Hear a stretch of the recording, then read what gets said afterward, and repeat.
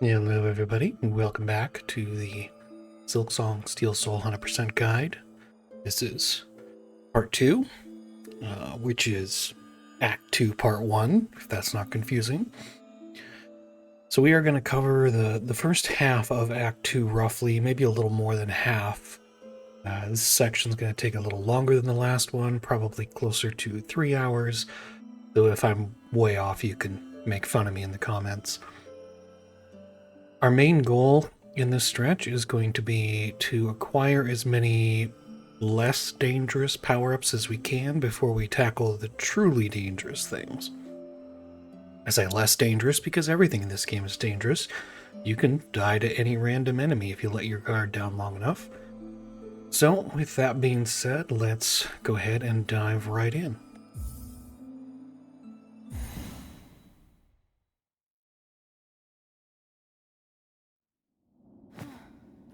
So before we speed off, let's just double check our loadout.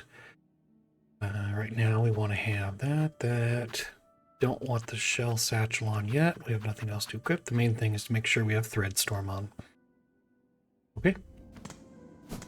So we're going to prioritize getting double jump, which means we have to get the Clawline. And to get the Clawline, we're going to go through Whiteward. But since we're going to be going through Whiteward, we might as well rescue the merchant along the way, which means we have to go ahead and start that quest, which is at Enclave. And since we need the white key to get into Whiteward, we have to go there anyway. It kind of works out. Our first goal is basically going to be climbing up and getting to the first shrine / Enclave.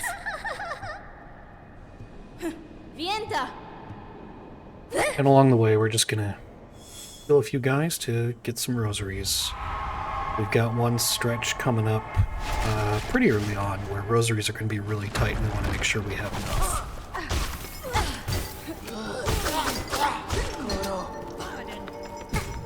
Hey, I was watching the other guy.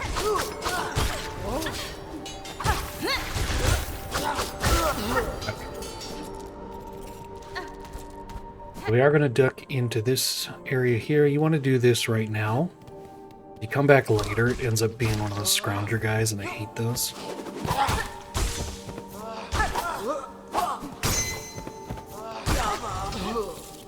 Don't press on him too much or he'll end up in the spikes and you won't get your money.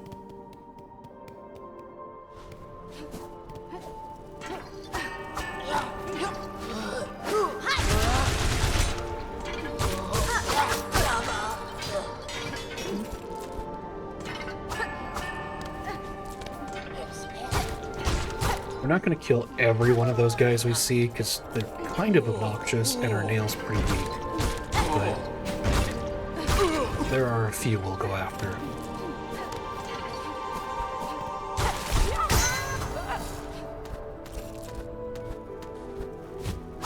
Take a little shortcut here.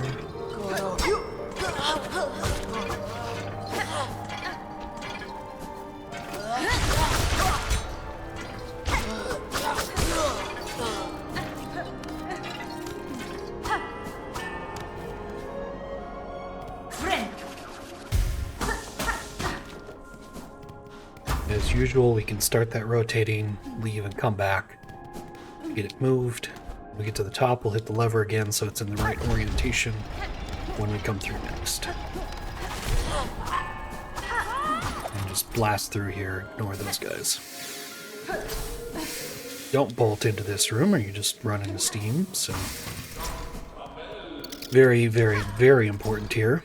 Do not forget to pick up the key as your first thing to do here. If you forget and turn this into Enclave, the key won't be here.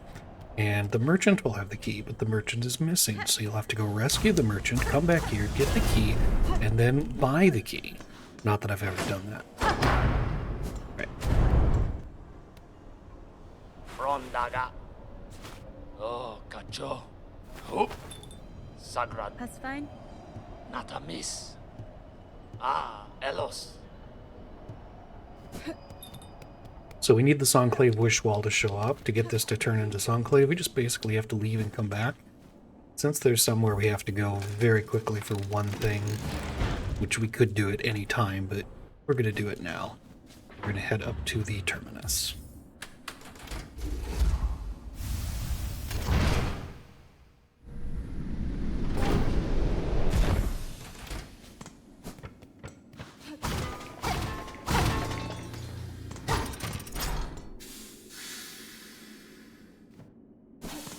And grab another silk eater, which again, extremely valuable.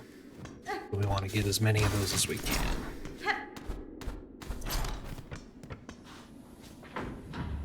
And we can head back.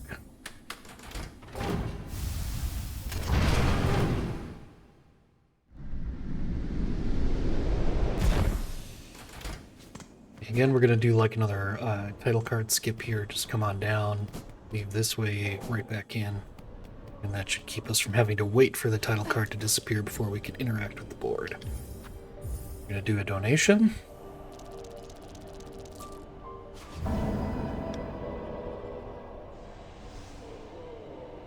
And then we're going to start this one.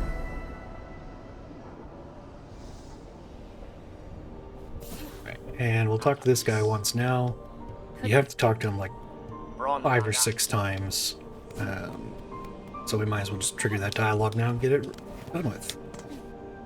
Next time we come back, he's going to have a lot more to say. Okay, down to Grand Bellway, back where we started. We're going to take a different route through this time.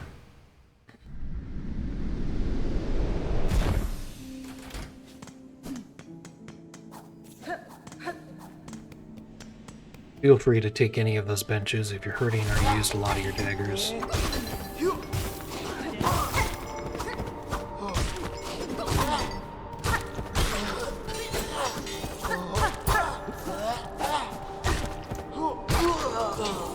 That parry was lucky, got a little too aggressive. Now, since I didn't bench, that guy's not back yet.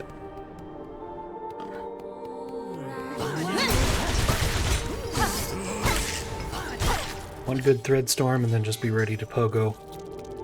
Takes care of that group.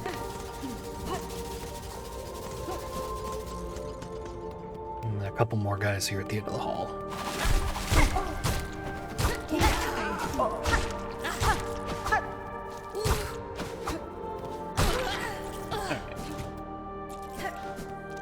When you come out, you're pretty much going to be going straight across.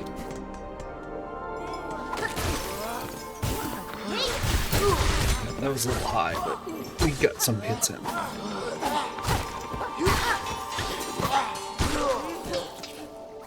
Once they're dead, head over here, knock down the rosaries, and take the necklace.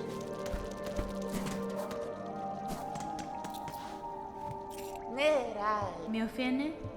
Caspin? We're going to talk to Juliana so that she moves to Enclave so we can buy some stuff from her later.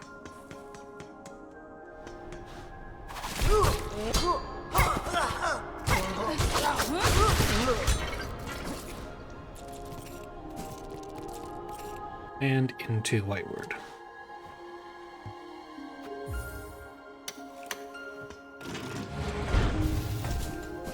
I'm actually going to stomp off at the bench here. Then we'll take the elevator down.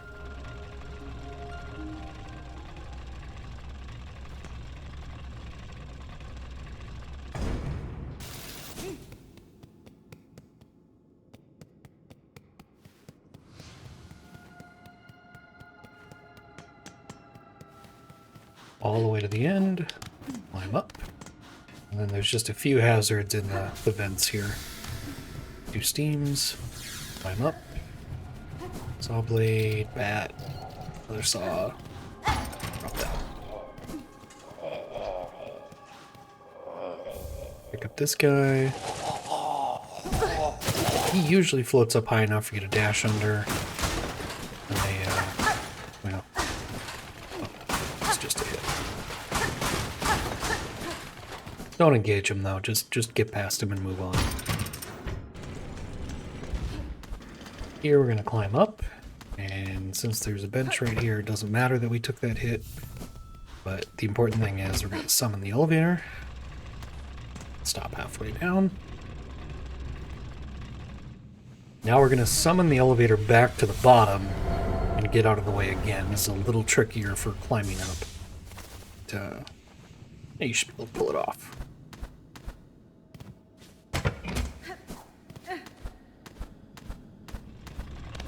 There. All good. Cross over first.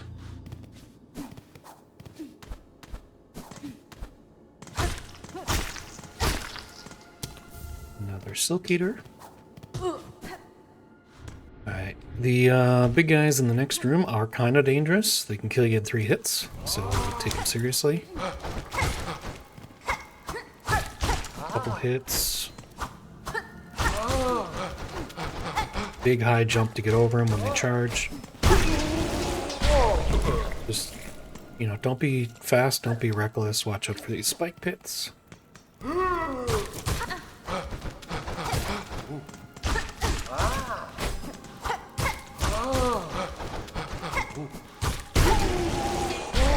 If you're really nervous about facing them, you can skip fighting the third one.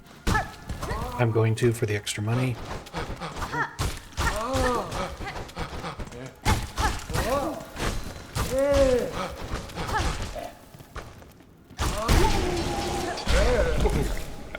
And once you're done, climb up here, watch for spikes, and get one of our best friends in the whole world, the Injector Band. Head over here through the crematorium and down to the underworks. Now there are about 6 rosaries down that hallway and a giant guy that will kill you, so don't go that way.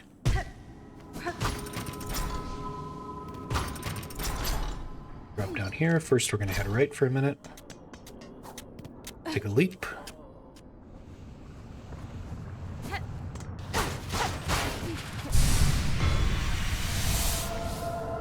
And then head right back the way you came.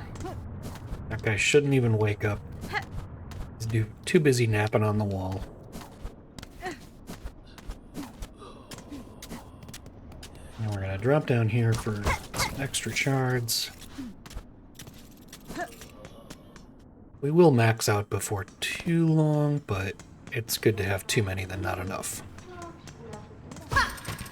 We can also come down here and get a few more.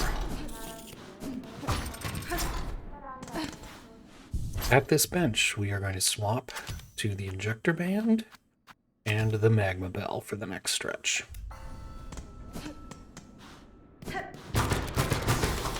Now, I mean, your loadout is your choice. That's just what I highly recommend.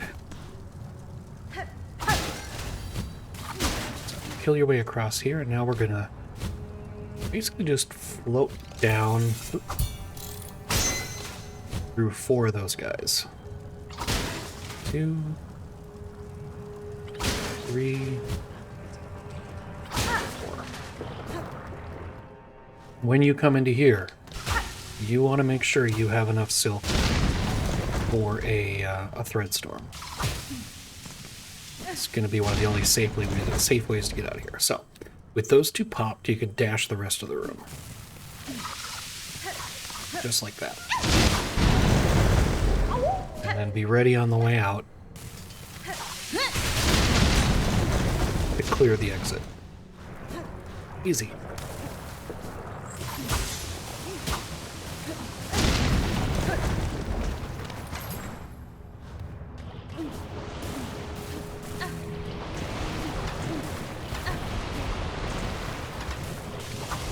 Whoop. Got a little close to that one. That's okay. This platform is basically here to let you recharge a little silk.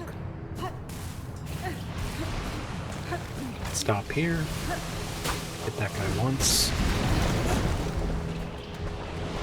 Stop him following you, and also usually take out that guy there. So in here, after we clear the lava, we're going to dash quick.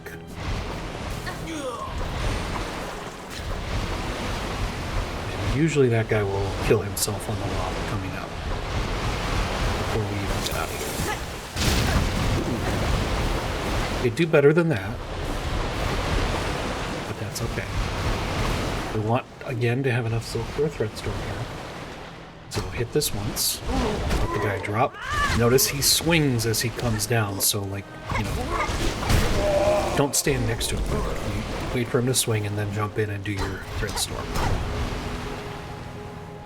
So, thread storm, a couple of straight pins. We'll be done. And work your way back out. As we can see, friend did kill himself, so easy enough.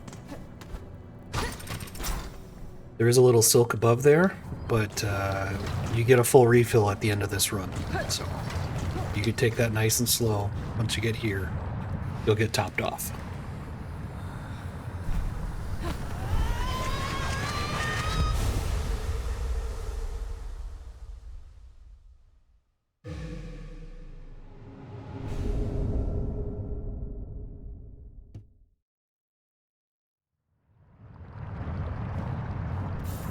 You could save some silk by just doing this instead of taking the rings.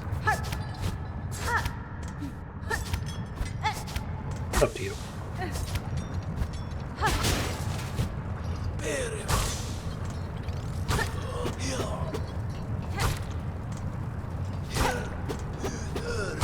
The guy shouldn't do anything dangerous, so just take him out normal. Come on over here and grab a shard bundle. And if you are hurting after all of that, you can use this guy right here to recharge. You'll keep coming back.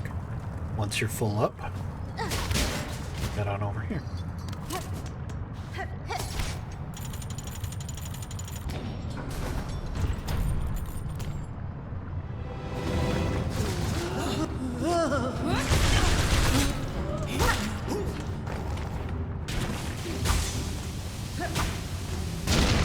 Feel free to use a thread storm at the start, because you'll get 2 hits in on each of these guys to recharge it.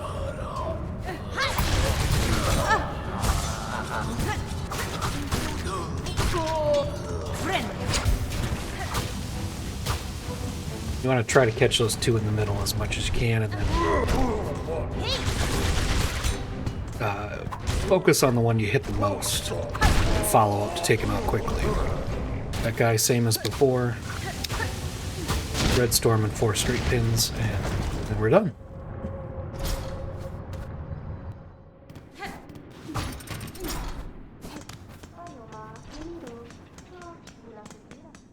So come over here. We're mostly done with the lava, so we can swap this back to poison for now. But before we move on, I'm gonna make a purchase. Tamiya.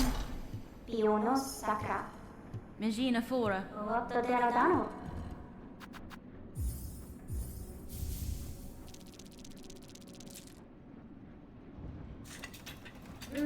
Okay, and told you money was going to be tight. We're actually short rosaries. We need 430 for the next stretch. We have 417. Anything I haven't broken? I do. Thank goodness. Okay, now we're good. So yeah, come over here.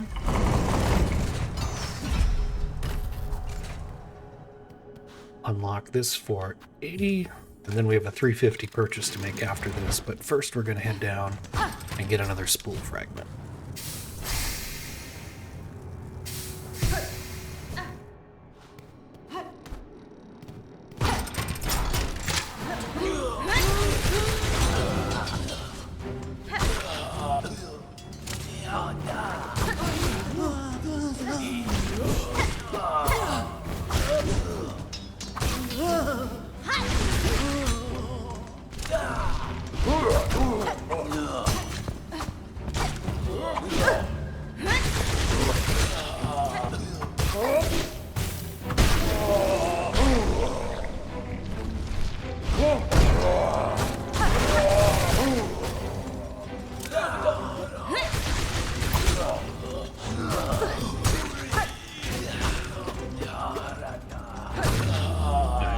Hopefully you saw Pretty much same principles as the other arenas.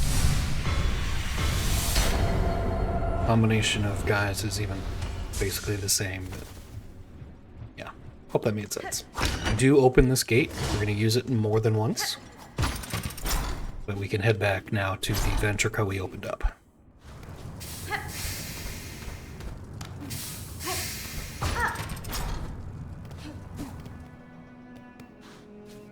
And we're going to go over to Enclave.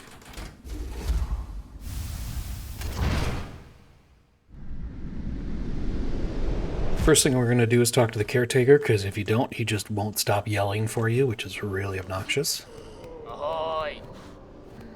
Not a miss. And with everything we've done now, he's got 4 separate sections of dialogue to go through. Rondaga.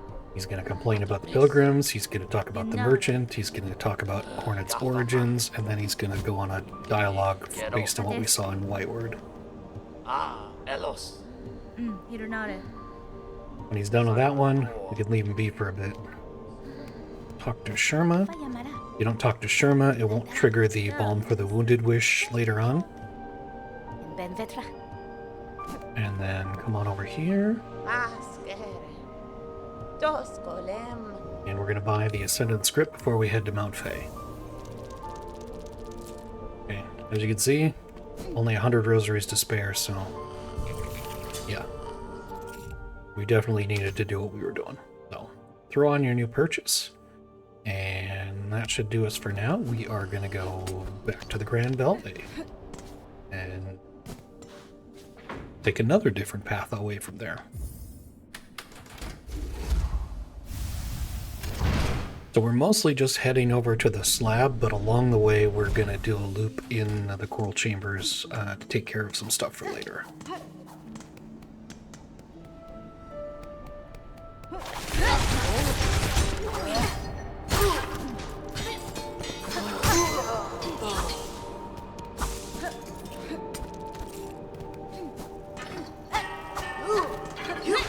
Oh, don't move out of the way when I'm trying to kill you like that. It's just rude.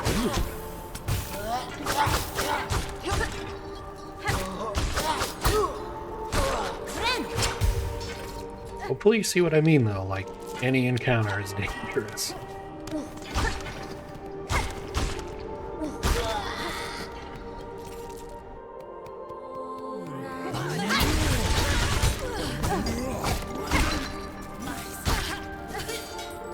You're gonna do that, just word of caution, these guys, they have a pretty big swing, so make sure you're activating your thread storm high enough up that their swing won't hit you.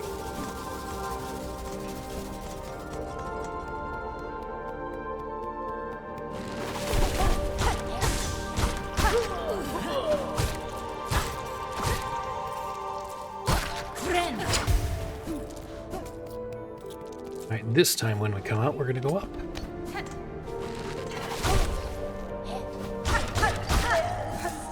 You hit him twice right away, he falls off the platform and you don't get the rosaries, so that's why I waited there for him to charge me.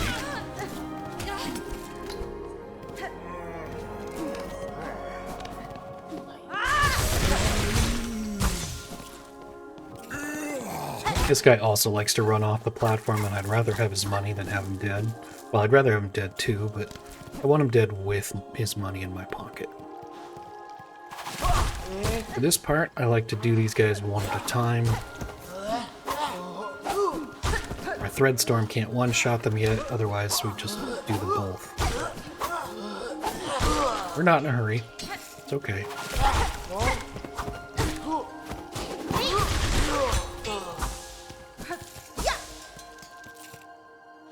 Alright, in this room we're going to start climbing up.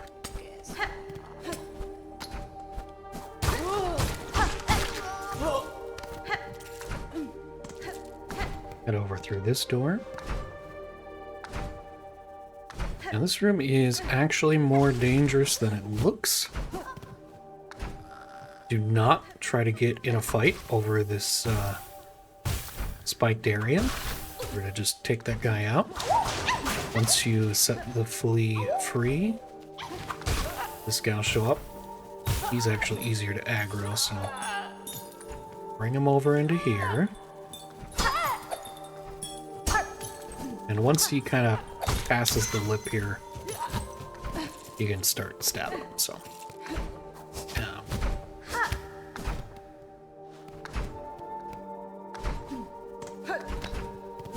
Apologies if I'm misgendering any of the bad guys here. Just, I'm trying to be generic.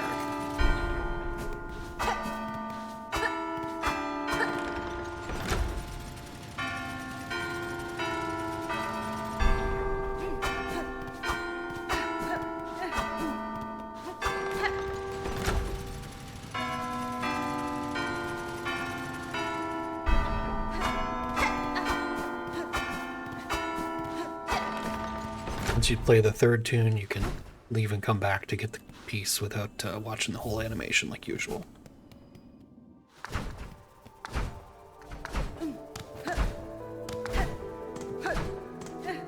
And then we climb up over. Do not go over to the left.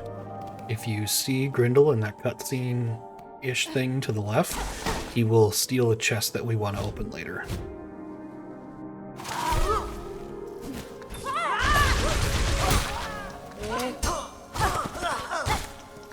I always prioritize the bell throwers. To me, they're just the worst. Come over here. I don't want to kill you over spikes. There.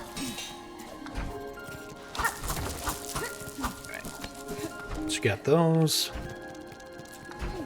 Head off this way.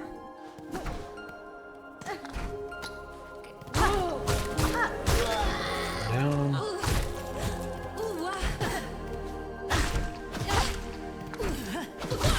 That was very cooperative. Normally not that cooperative. Break in here.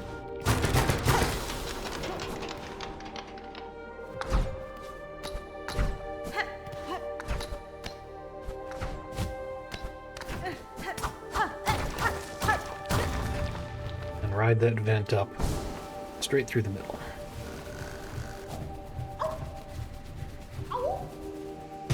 You need some silk, a little bit there.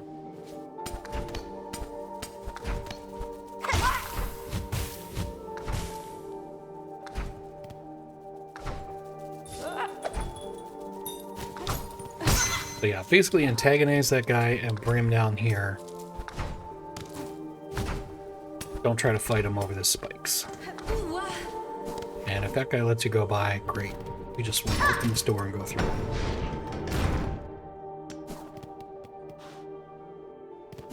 Start by heading to the left. Quick enough, you can kill that little thing before it attacks.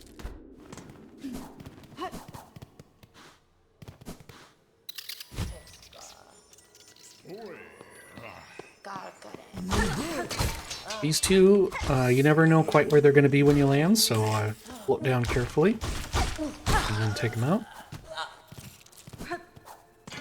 And just ignore that one. Come in here. There's a bat, so we're going to just do that and grab your rosary necklace. All right. Heading to the dining hall, and I don't know about you, but I'm starving, so let's see what they got.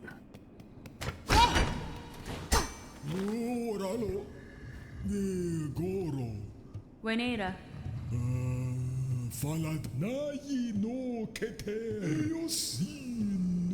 I gotta talk to Mergwin twice to trigger the wish.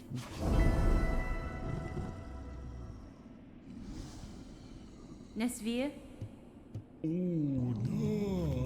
You guys don't mind if I raid your pantry, huh? Oh, cool.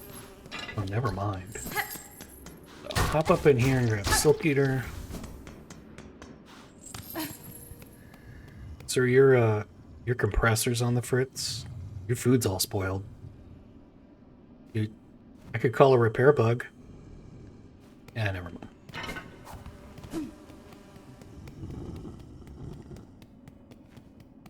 Alright. So bad jokes aside, head back out to the left. Open that up.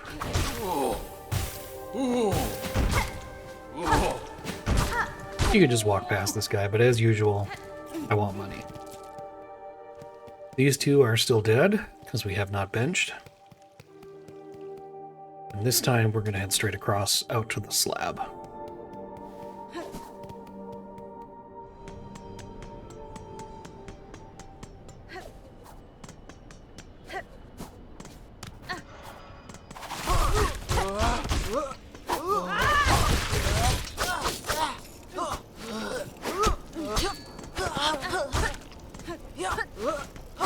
Tricky to stay under these guys, but like most flying enemies, they're extremely vulnerable from directly below.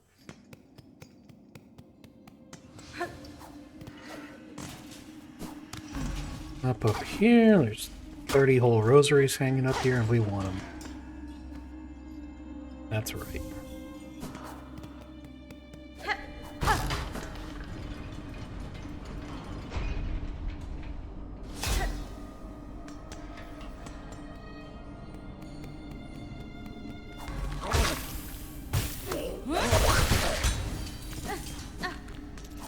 Do not like those guys.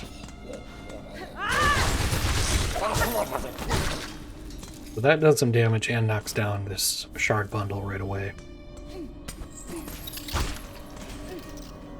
Just get past the bat and get up here. Drive straight out to the cold. Go quick. Get 15 whole seconds. Shouldn't be a problem. And then right back. Here. Oop.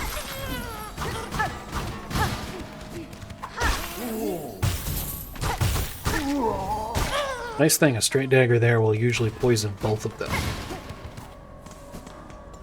Kinda handy. Alright. Before we go up Mount Faye, we are going to put on the Weave Light. That's pretty much why we went and got it so early in Act 1, is we want it for this stretch. That gives us 2 threads of silk by default, which makes it a little easier to do the platforming if we start running low. Open that up, but then carry on. It's just sort of a safety measure for this stretch. Because this is dangerous. Like, you can practice it, and you should know it pretty well, but pretty easy for it to go sideways. I won't want to say it's easy for it to go sideways, but if it goes sideways, it's very easy to die. So,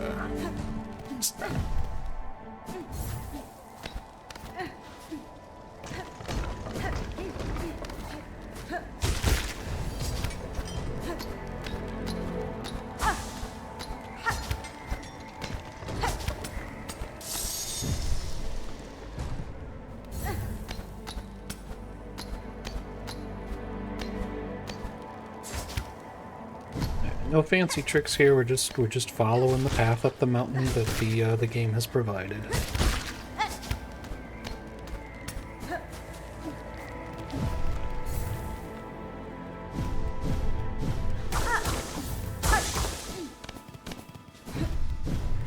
Alright, you have enough time to float this entire stretch safely to the bottom.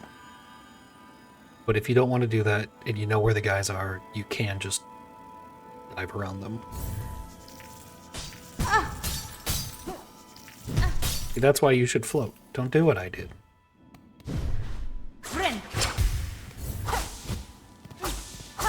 It's really okay, and this silk here fills you up all the way.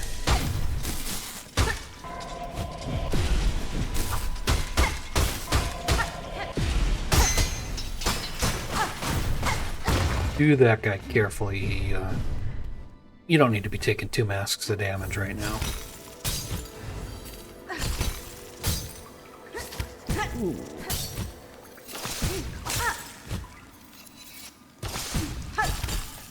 So, remember what I said about things going sideways and really bad?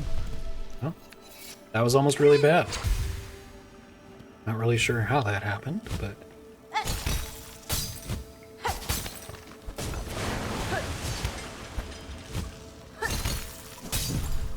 you don't hit the bad guy and get the bounce, you're in trouble.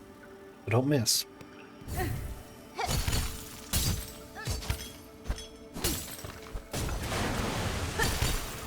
Their hitboxes are pretty generous, but still.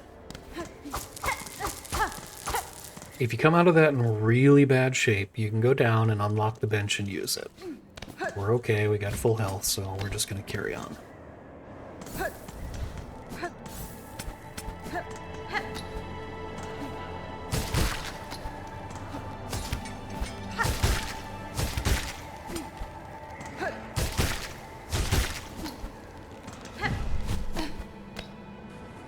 If you claw grip into this, you risk the chance of breaking this bulb, so do the little jump dash that I just did.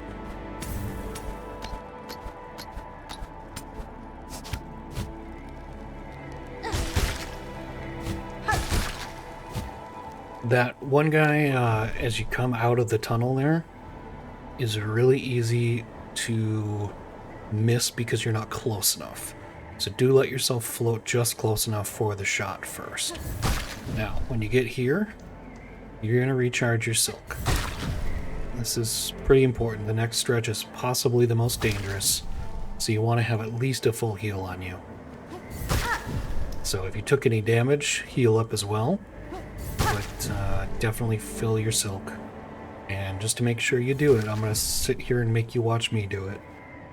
So you got nothing better to do. We are not in a hurry.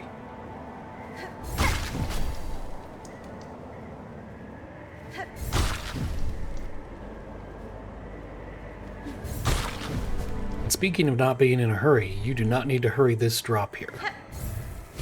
I'm going to demonstrate. You got enough time to float the whole thing down. It won't even start the freeze timer. Like, you won't hear that crunching noise that usually happens. Okay. Right. This stretch, super important that you get full height off these bounces and then float if you need to. Don't dash. As tempting as that is, dash loses height. And the hardest part of this is climbing to the top. So here goes.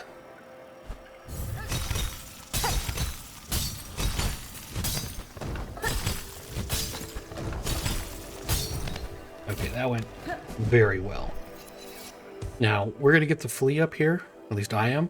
If you're really not feeling confident about getting in and out of this in 15 seconds, you can come back for it.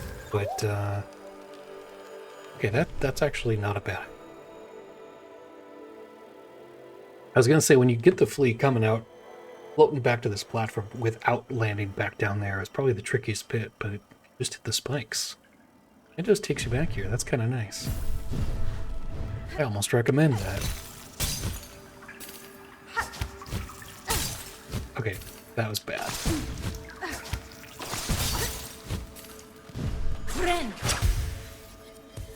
Let's try that again.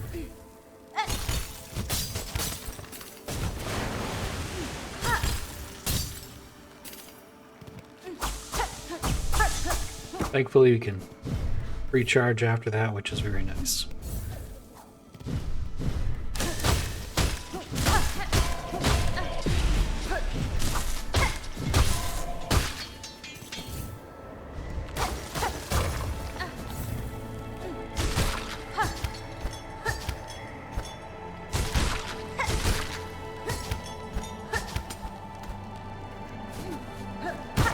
Okay, nothing fancy there, just the usual path. The worst of it is behind us. If we mess up here, we can fall back down to that bench and get a hot area really fast.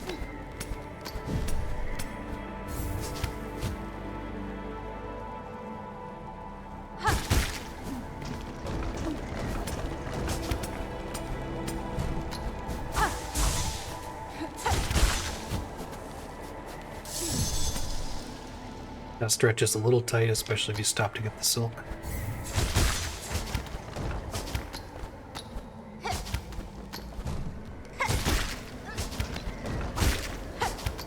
Alright, we got it.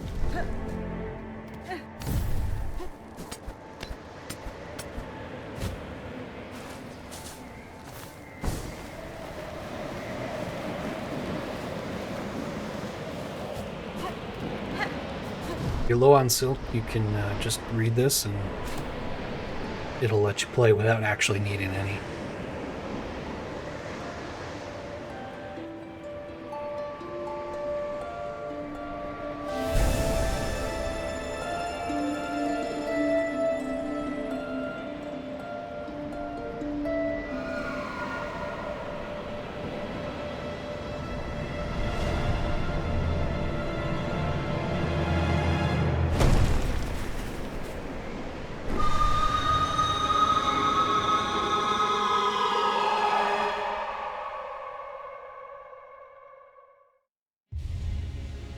Fantastic, we got us a nice warm coat.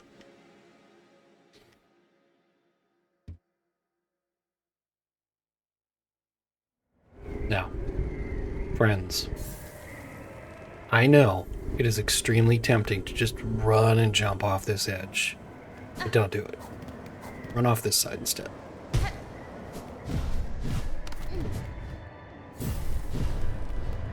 We need to go get the collectibles at the bottom left of the mountain, so we're gonna do some extreme silksonging. You only have to jump that last one. We're gonna snowboard with our feet. So feet board. Feet snow feet. All the way down to the bottom.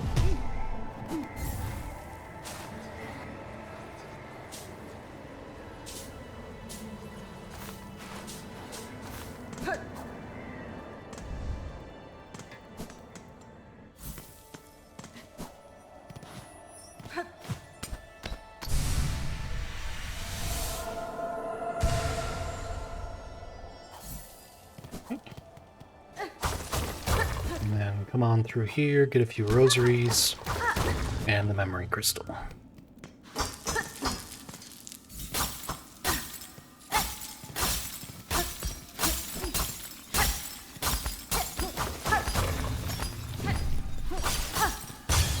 Once you have this, we're going to quit the menu to save walking out of here the hard way.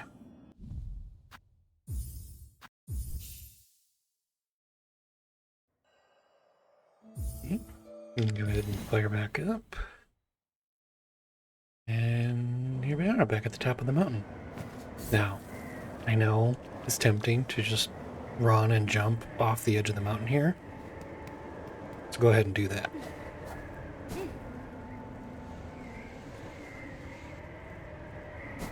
Dash right on the second screen. And on the third screen, shift a little to the right.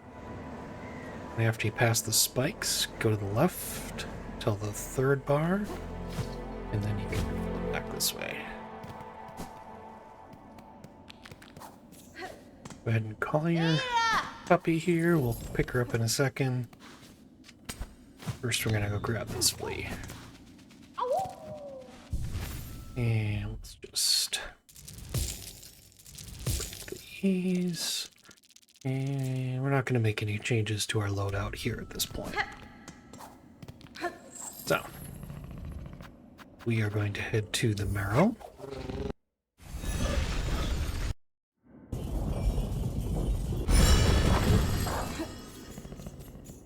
Now we're going to go finally visit the moss druid.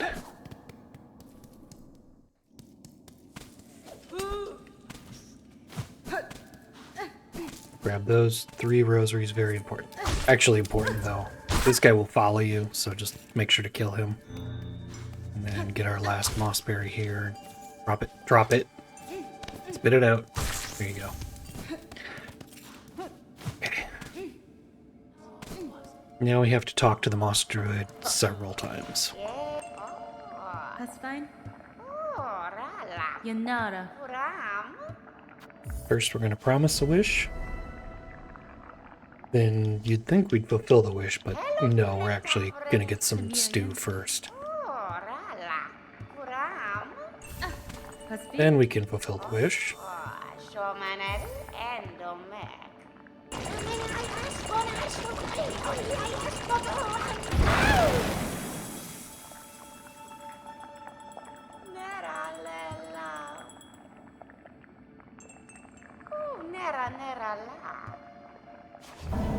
Okay. Then we're going to talk to her again. She wants mossberries for money, and we're going to turn in the other 3 that we have. The amounts you get will be in a random order based on your save file, but you'll always get the same 3 amounts. And after you've handed in all 3, we're done. It was a pleasure helping you get high.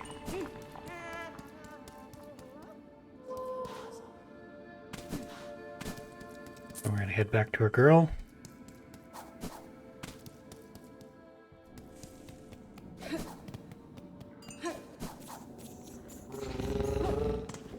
And this time we are going to Shellwood.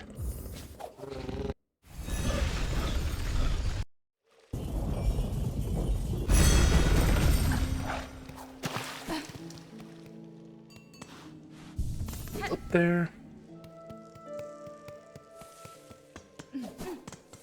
Now this time, really important, don't miss the jump to the blasted steps. We're actually going there.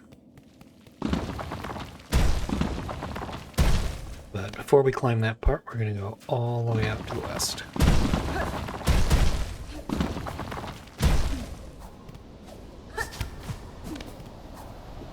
Dang it. So it's run, needle jump, and dash at the end if you have to.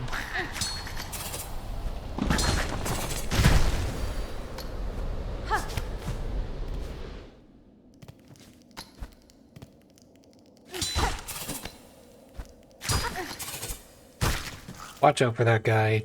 Do it carefully.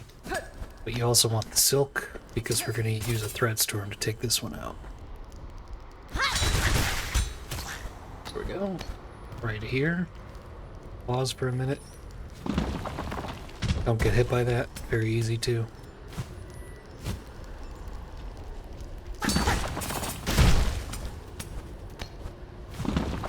And that's it. Around. Took a hit or two, you get healed here, but watch your step coming out. We don't need to take more damage. Just gonna very carefully work our way out. It's dark and we're not in a hurry. Right here it's better to just drop. If you run to the right, you're gonna land on that scissor guy. Nope. Don't want that.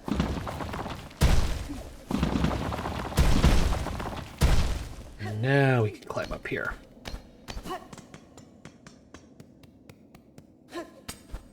Whoa. That was unusual. Okay. Don't do that.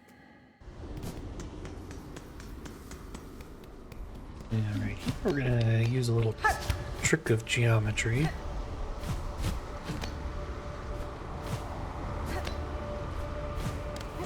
Get up here.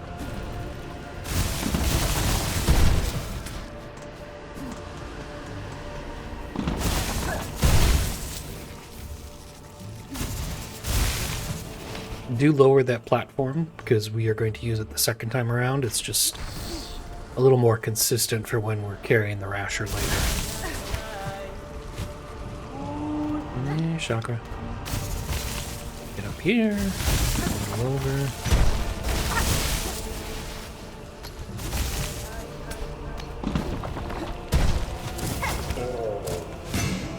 We're just gonna ignore that that guy even exists. Never mind his ego.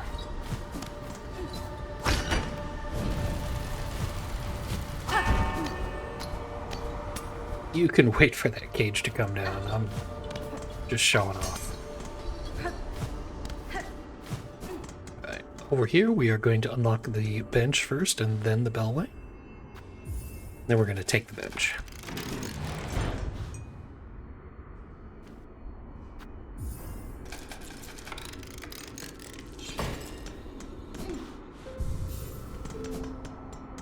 Once we hit the bench, we're going to drop down to the path that leads to the pinstress.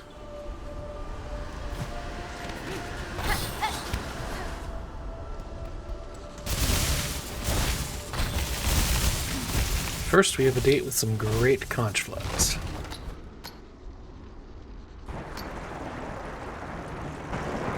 These guys are not hard at all, as long as you watch where the dust is spewing up from. And if they start to come out without a column of dust, that means they're going to do one of two stationary attacks. They're either going to float across the room and dive down, or they're going to spit. And either one of those is when you want to hit them with a thread storm if you can.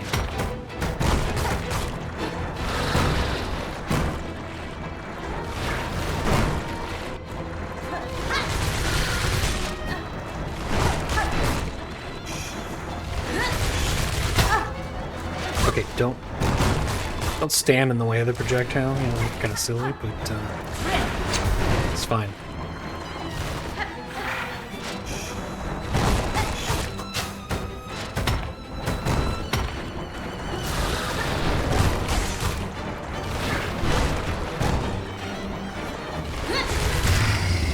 There we go.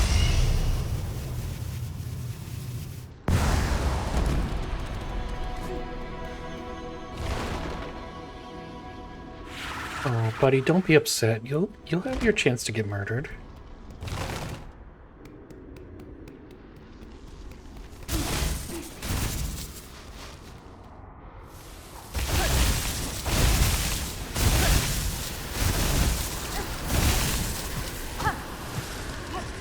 So, come on up to the pinstress and learn your needle strike. Do not take the bench, as usual, unless you want to walk home.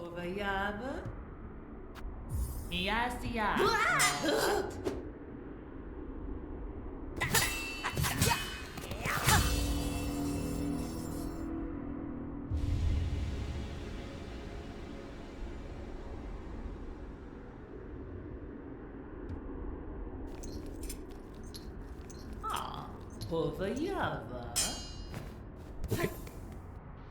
Done that.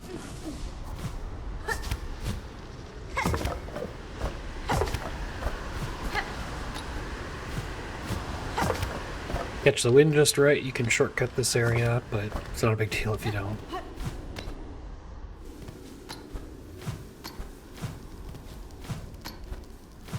Yeah, I like to take this little path through so you can avoid those guys mostly. Just watch if you're going to bounce off those spikes and climb the left wall. Make sure he's not too low, and also watch for that boulder if you climb too high.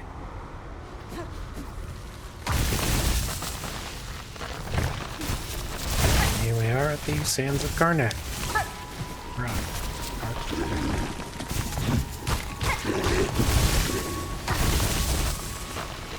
If you need an extra memory locket to expand the Hunter's Crest, because you want to do that, here's where you can get one. Just follow the left branch. That will eventually lead you to an extra one that we're not getting.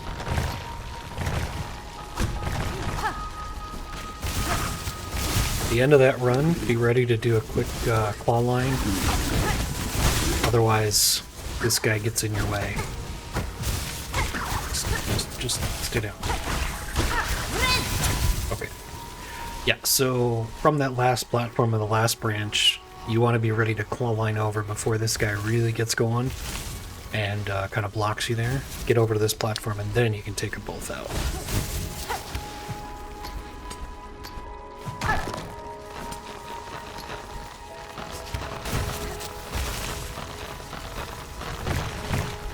And from there it's pretty easy.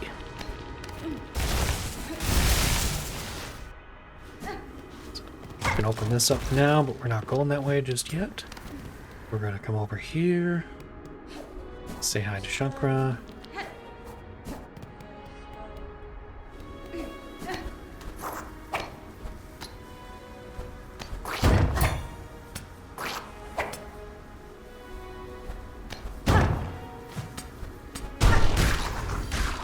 Never gets old. You definitely need to drop that. It's up to you if you want to try to, you know, kill this one of these guys with it or not. I like to, because it's funny.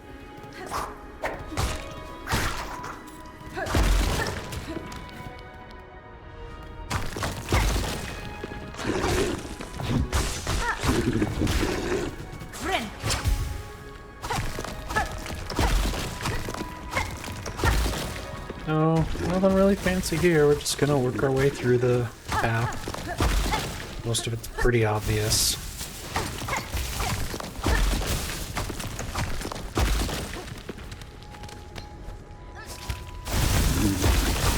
Watch out for these guys. At most of these intersections you're going up, except the last one.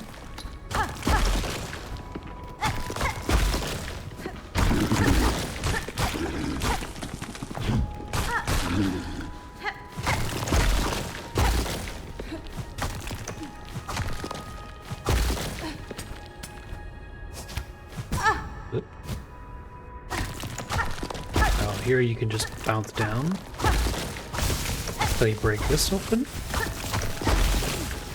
And once you have your crusty nut, head back to your bench.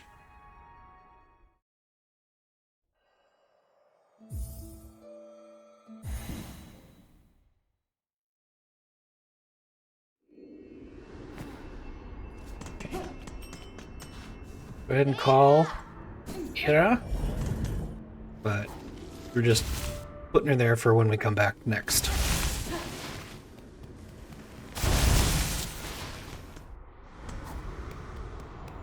Hopefully she doesn't show up too confused that she heard my voice, but I'm not there. Anyway, go to the bottom, get your magnetite dice, and then climb up to Brindle's shop.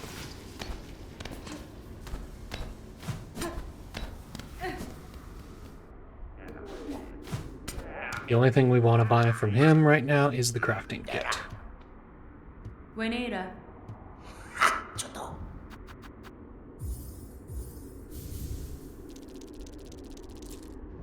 Alright.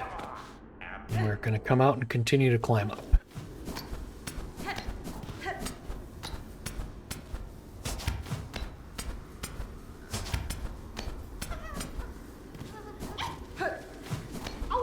Save a flea. And we're going to come out here and save another flea.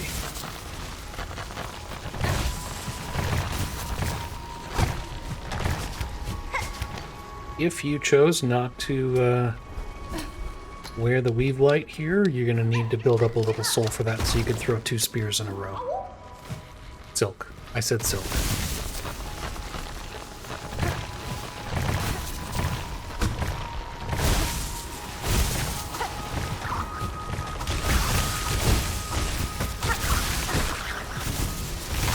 I like to try to get above that guy. He's just so much easier to take out from above. You get under him, he constantly is trying to fly out of your range. It's so obnoxious. We're going to watch for this guy in the upper right. Get him with a full thread storm.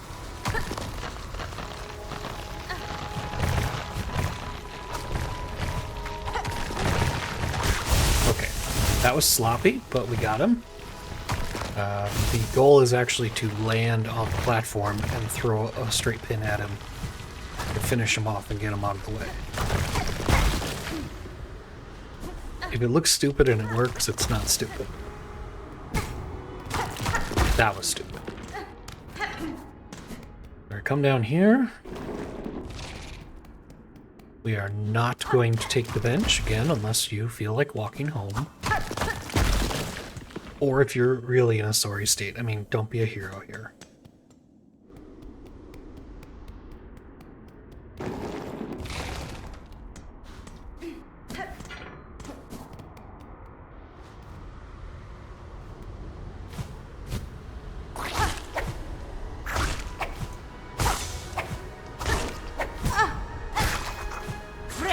I find a pogo followed by a second jump makes these guys a lot easier to manage because they're always doing their little dash attack after. So just trying to straight pogo them is pretty tricky. You don't have to clear them out of the way. It just makes the climb a little easier, but they usually don't really bother you if you're moving fast enough.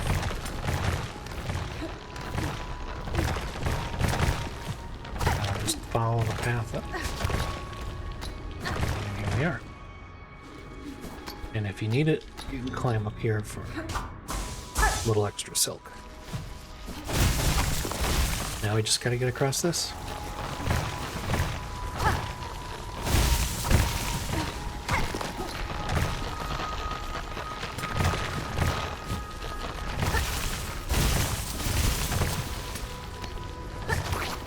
Having the double jump, of course, makes a lot of this easier, because it's designed for you to be able to get across without the double jump.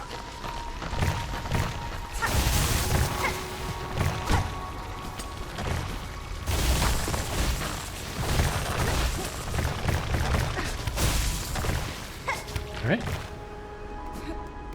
Come up here and knock down another pillar. Pointy thing.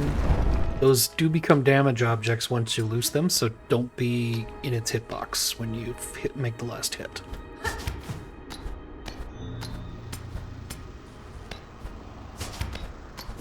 Now we're gonna go get the best item in the game.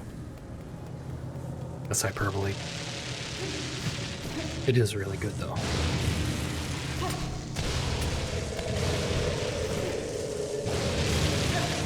It's all pretty straightforward platforming. Here, you want to jump and hold right. Use your second jump when you clear this first laser. And then when you clear the second laser, you can float if you want to hit the bottom. I let go of holding right. Do that a lot. But you see how close that is. You really got to make a lot of right distance here. Come back to the left. Take a hit or two. It's really okay. This guy is very, very easy to avoid his attacks as long as you're paying attention and not rushing. He only has 2 different attacks, and this beam attack only has like 3 different patterns. Just be really careful not to stand in the center of the arena, because the one that starts with 2 center beams is really tricky to avoid if you're standing right here. So, you're not in a hurry. Get a couple hits in each time and then get out of the way.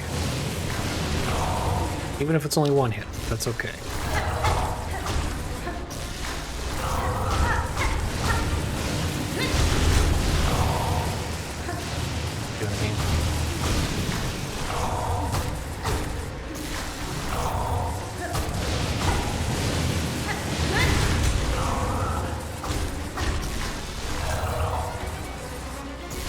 Not even going for that one.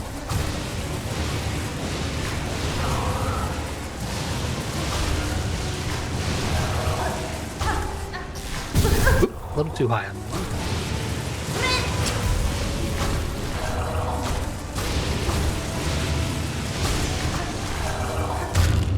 Yeah.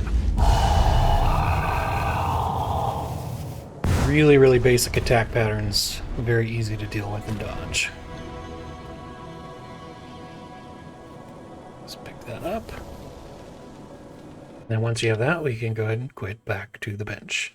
We'll pick it up there.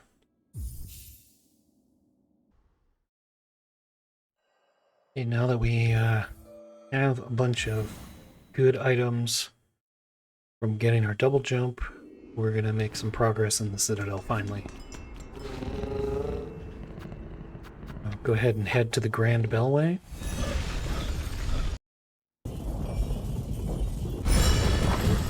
And from there to the first shrine.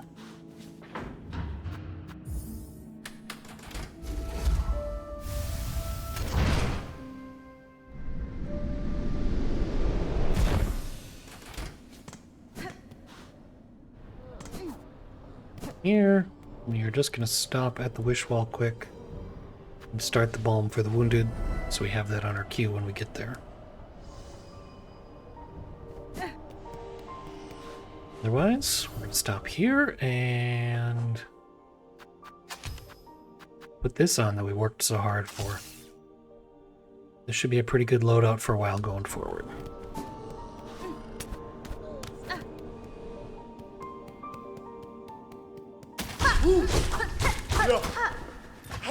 As tempting as it can be to avoid these fights and just go over them, we, again, need the money, so... Good idea to just get good at fighting them.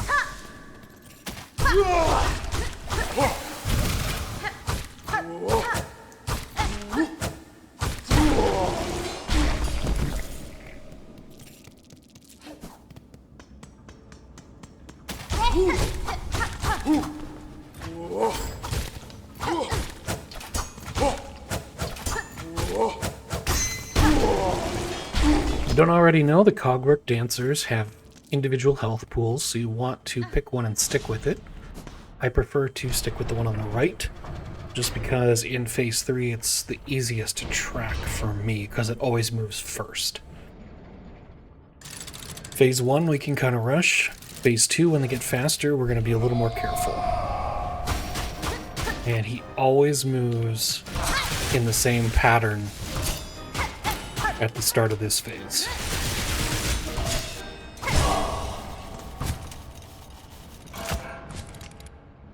It's always diagonal down, right.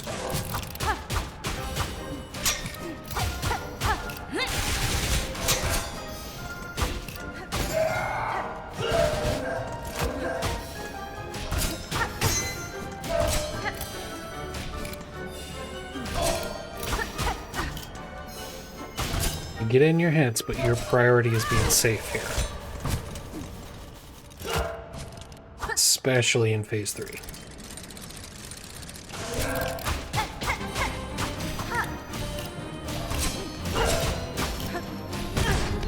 Like I said, be safe.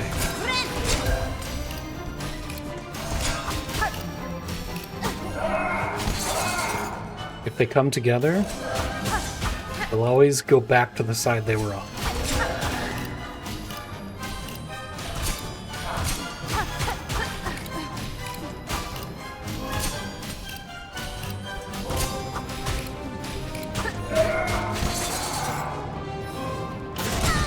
Ooh.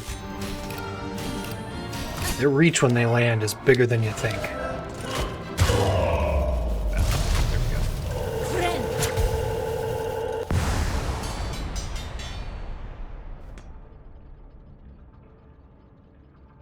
Sorry.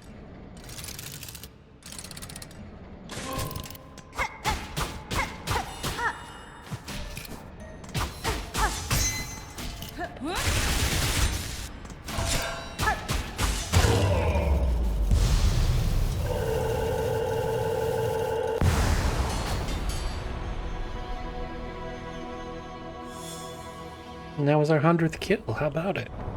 Unique kill. You know what I mean.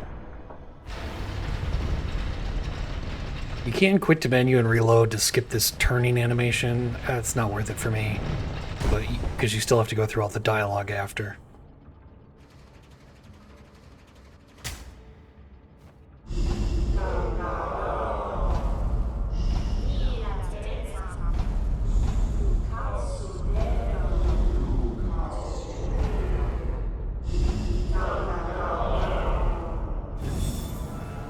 Complicated system for anyone who wants to be a pilgrim.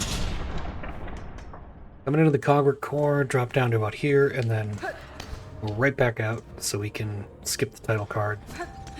Because otherwise you're going to be stuck wanting to go in that door and not be able to right away. If you need that bench, go ahead and take it. But you can skip the bench animation after you unlock it. By coming out and going back in. And just work your way down here to the left. You do want to have a good stash of silk coming into this. Seriously?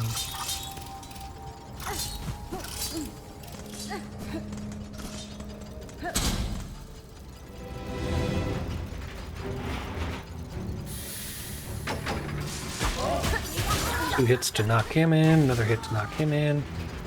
Take the right side here. It's harder to jump over to this side from the other piece, like here.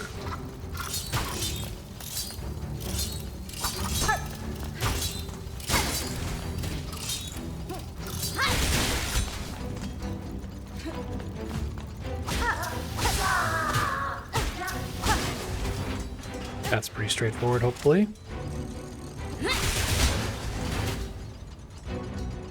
If you need to heal and short on silk, you could take those little guys out by hand.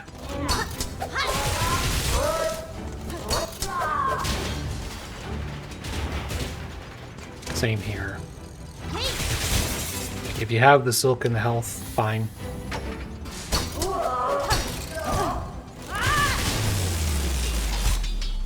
But you see how it goes. Save at least the Threadstorm for the bigger guys. That's more important.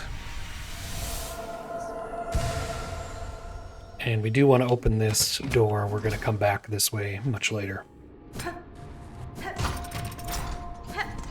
Gonna bolt right through.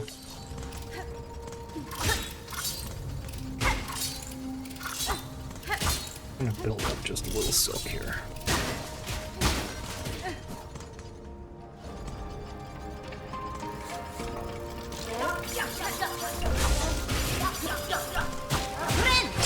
Perfect.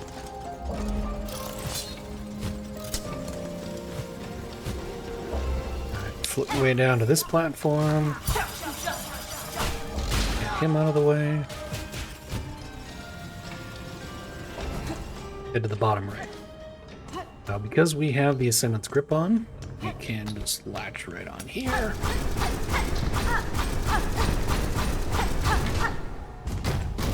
Open that door and be gone before that big guy even wakes up.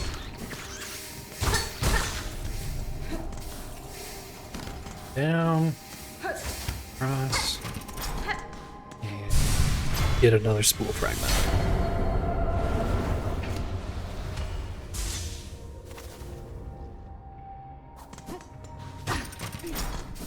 Nope, nope, nope. That's not the way out. Sorry, my mind was somewhere else all of a sudden. Thinking ahead and not thinking of where I was, and that's bad. You could go to the left and around to come back up if lots of pogoing isn't for you. But there are a lot of shortcuts here you can take with pogos and having the double jump.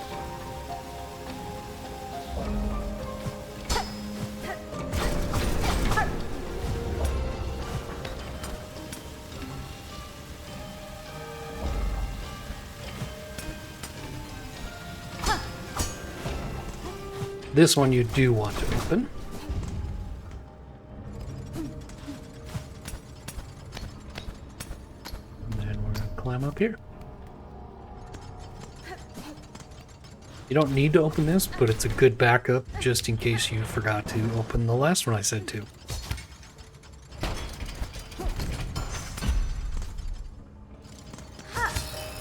Now, obviously, you've been through this before. It has a sort of intended path. I'm going to do something a little different because, again, double jump and pogo. But you do the way that's comfortable for you.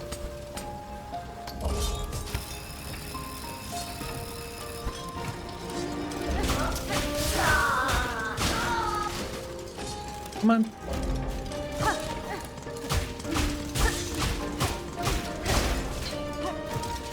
Don't fight fair, unless you have to. Oop. I almost got me.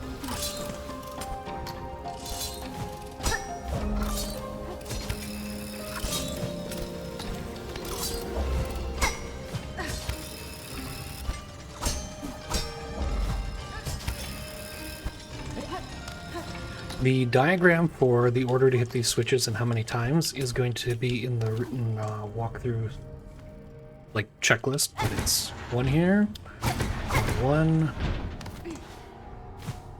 top,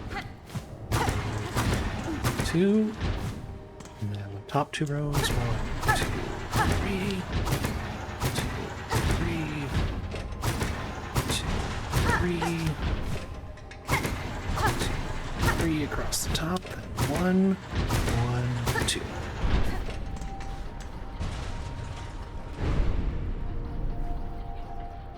Obviously, you can hit those switches in whatever order you prefer. That's just the way I do it to have it memorized.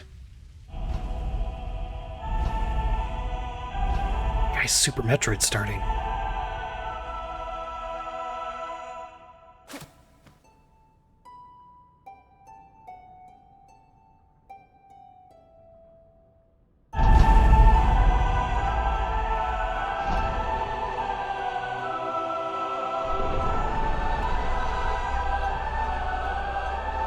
You didn't know you don't have to hold the Y button through that whole thing.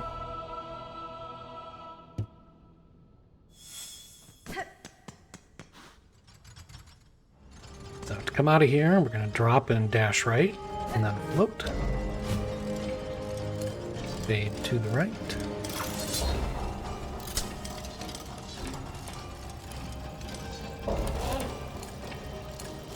Not going to land by those guys, but we will borrow some of their silk.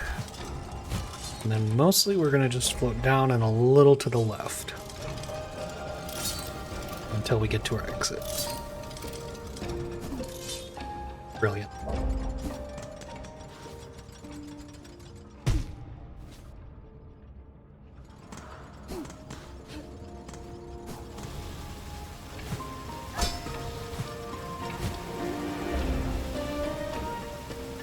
And down here, just, you know, take your time.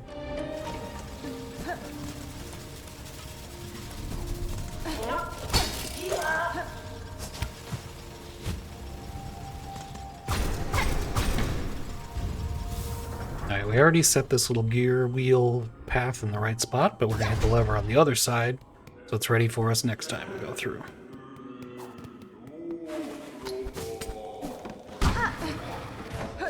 Now we got a little arena to do. Don't forget your new super-powered thread storm.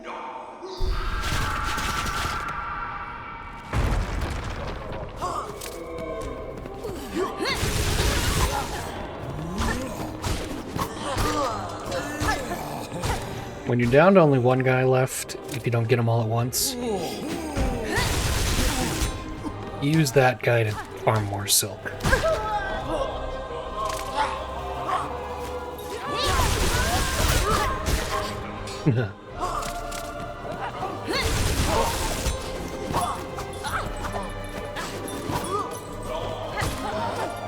I hate the bell throwers more than anything. I kind of get tunnel vision on them. Probably not safe, but it's what I do. I'm going to take this opportunity to heal. And just fight this guy one-on-one.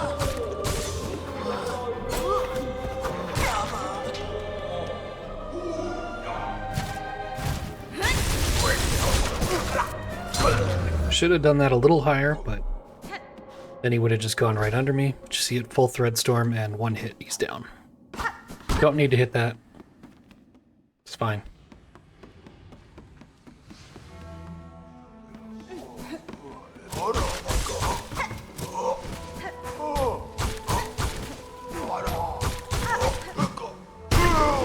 So if these guys make any motion other than jumping, just jump over the next attack. Otherwise, don't let them land on you. You're probably hurting a little bit. We're going to come up here and use the bench just to heal up. And then it's back into the vaults. Bottom here, run, jump, double jump. And avoid the little flying guy that throws those exploding globes. Right through, climb up. Another silk eater, and then just bolt out of here. Vroom. Ah, too slow.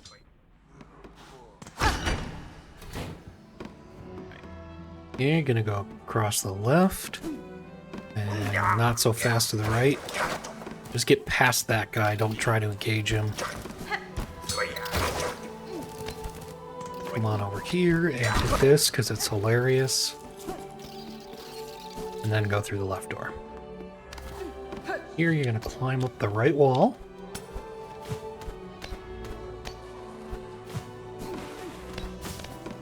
Until you get up to the top here. Then climb up all the way to the left. And do some dash needle floats.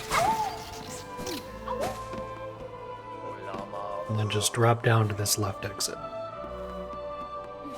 lets you avoid engaging any of the guys in there, which, let me tell you, from experience, the big choir guys, plus the ones that are flying, that's not a good combo. You don't really want to try to take them out.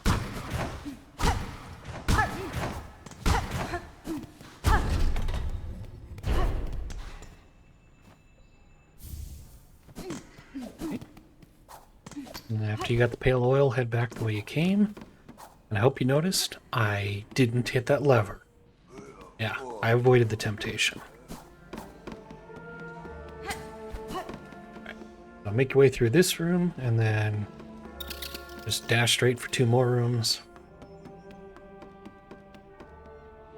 And fall right off the edge of this ledge to here. Knock this box over, knock this box over. There was a guy standing there. That's pretty funny. Get that one up. We're going to use that later, but it'll save us time to do it now. Up here. And up here, little secret passage.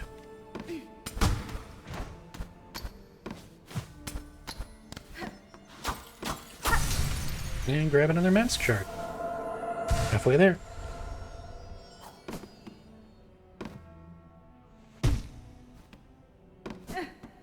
Alright, bolt to the left. We'll get another piece of the heart.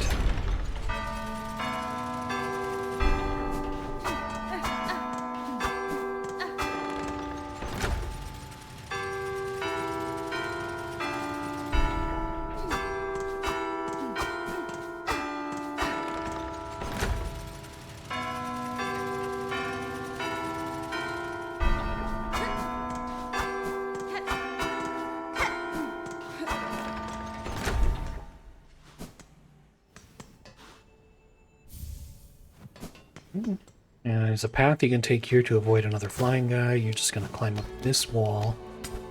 He doesn't even see ya. Knock this down and grab these rosaries. And head straight across.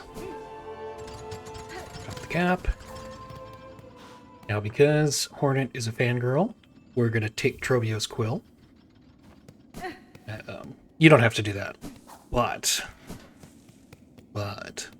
if you don't, you have to avoid buying it from Shocker later, and Shocker will reprimand you for not having a quill, so it's just easier to take one.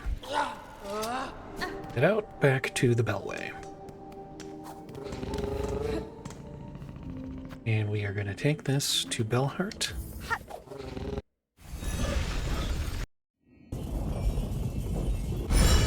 And go do some shopping.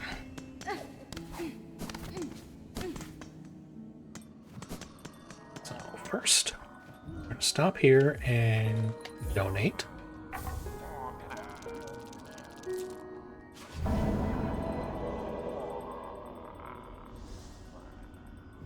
Then we're going to start my missing brother.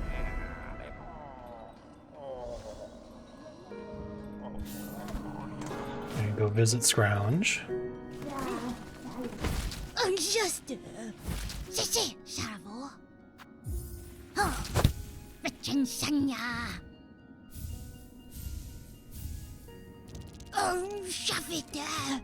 And finally, most importantly, we're going to use that pale oil we got. Serra Cara. Welianis.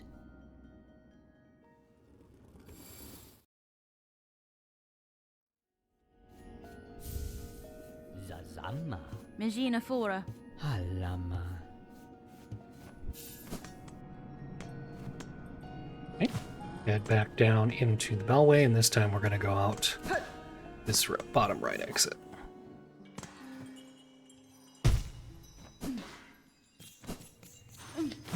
Climb up here. 3 rosaries.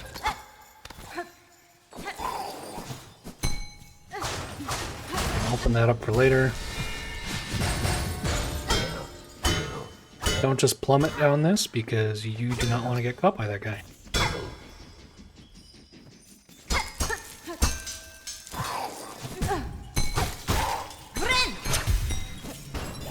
these guys can appear out of anywhere, and I hate them.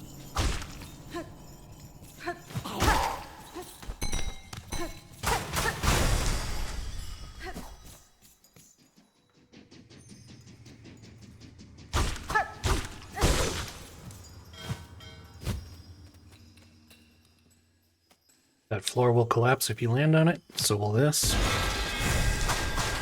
And then finally we're out. If you took some hits there, feel free to head down to use the bench there. But otherwise, we'll carry on into Hunter's March.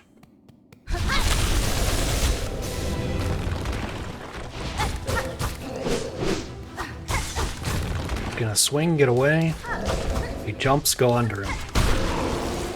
If he goes in the ground, don't stand where he's coming up. That one's pretty straightforward.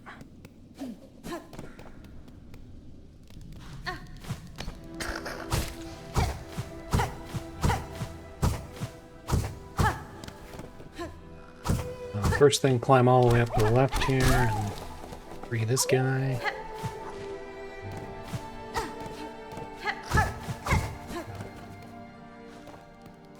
Go up. Rescue these rosaries.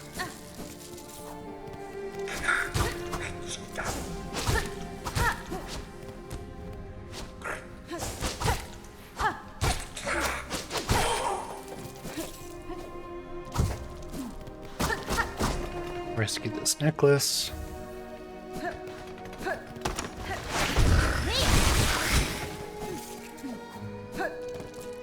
And get ready for an arena. Shouldn't be too bad with the Threadstorm we've got, but just watch yourself.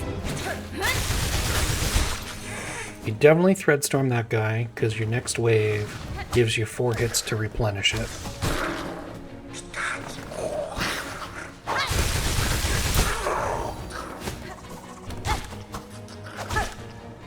Kind of mix it in how you want, but I always prefer to save my Threadstorms for the flying big bugs. I hate them so much. And because we had some to spare, we'll just finish it off.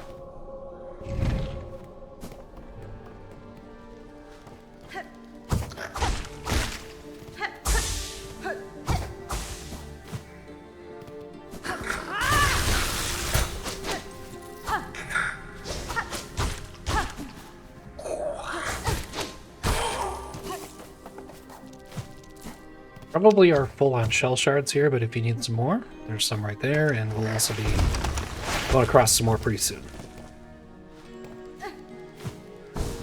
If you are hurting after that, feel free to take the bench, but remember to disable the trap first. We'll show that in a minute. But I'm going to come over here to this little secret passage. We're going to pick up the fractured mask, which... if you want to run with that from now on, I'm not going to judge you. I don't find it helpful enough to give up a blue tool slot, but it's your call. You definitely want enough silk at this point for at least 2 Threadstorms. If you don't have it, you can farm off these flying guys until you got it. This next section can get dangerous fast, but just keep your wits about you, and if you hit hard and fast, you should be alright. So we're going to dash in, Threadstorm the big guy, which should give the flying one enough time to show up. And we're going to try to target that one with a Threadstorm, and then finish off whatever's left. Okay.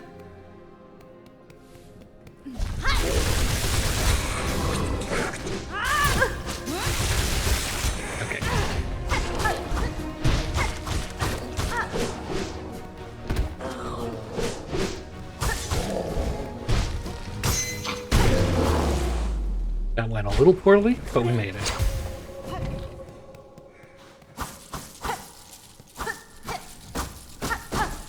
As you saw, my first Threadstorm got canceled. Used it in the wrong spot, but I had enough for a third, so it went okay. Because we went in with full health, taking a hit wasn't a big deal. So now we're going to come over to the bench here. Make it safe. And before we carry on... nope, not that. We're going to swap out to the curved claw, which is going to help us quite a bit for the fight coming up. Go ahead and drop down here. Say thank you, Chakra, for disabling the trap and killing that ant.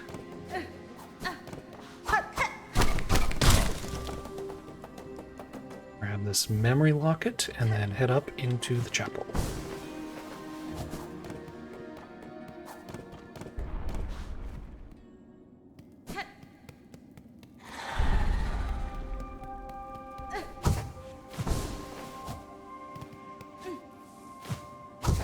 You know, the Chapel of the Beast doesn't intimidate me. My mom was Hair of the Beast. Right?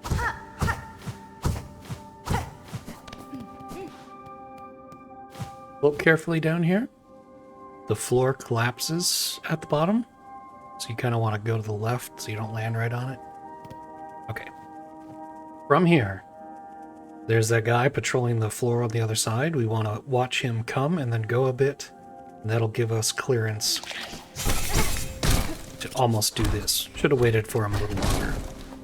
But basically you can get through there without messing with any of those guys. Alright.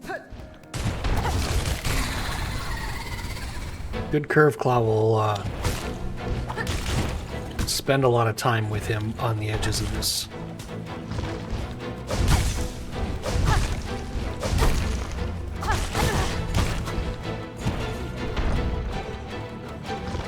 Dreadstorm is going to do a lot of damage on this guy, but you want to keep your silk up first for healing, because you can get hit pretty hard and fast if you're not careful.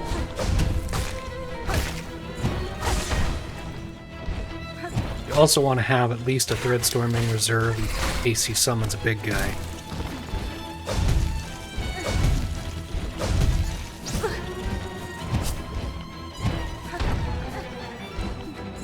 Are you kidding me?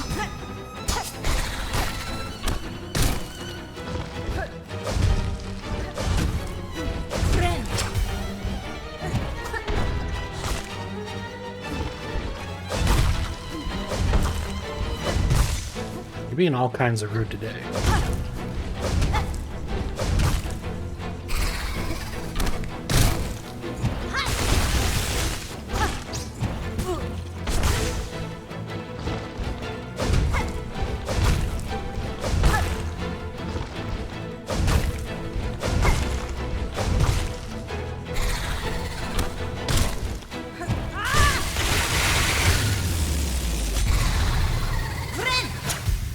Not happy with you. We had company for this.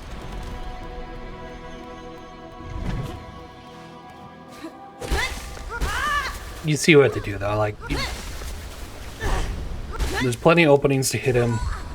He's just easier to hit when he goes back and forth, and he kept wanting to do the pound attacks. If he summons the big flyers that do double damage, don't do it in such a way that you're in his path, but, like, Threadstorm those dead fast.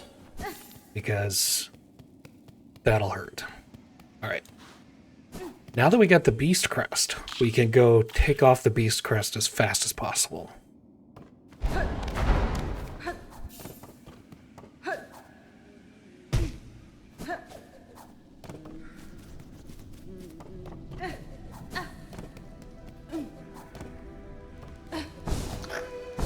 We're going to bolt all the way up to our bench.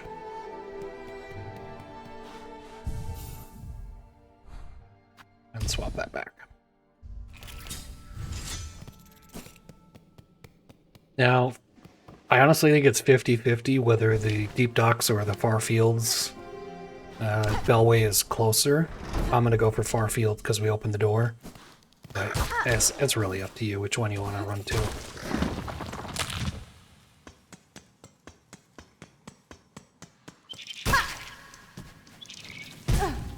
Thank you. Thank you for being right where I was landing.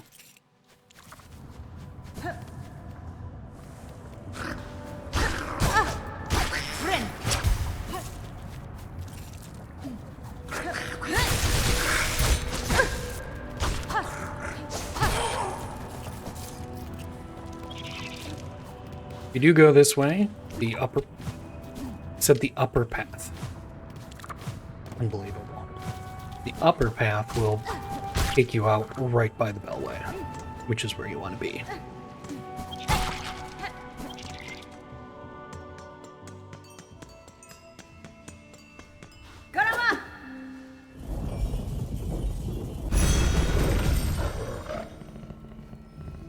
Alright, we are going to go back to the Citadel now, and then back to the first Shrine Songclave.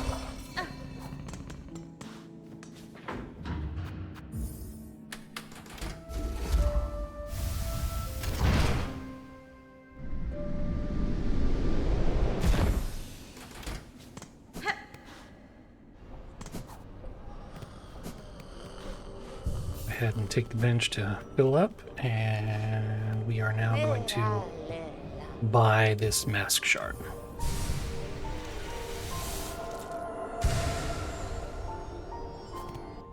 Let's just make sure. Yeah, we got one to smash. Let's smash that. Okay. Now we're gonna do Memorium and Putrified Ducts. Are you excited? I'm excited. It's not as bad as you might think.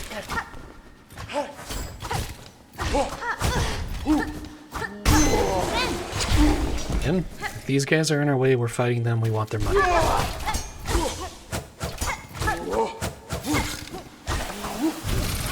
And if one of these guys shows up, you got two options. You either take them out as fast as possible, or you leave the screen and come back, because they usually won't. But good chance we'll see one or two of those at this point. Definitely take this bench, no matter how those fights went. We're going to try to warp back there.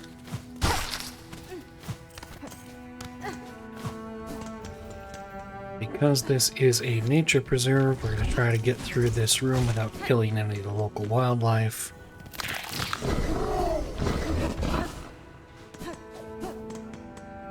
And come on over here for our last piece of art.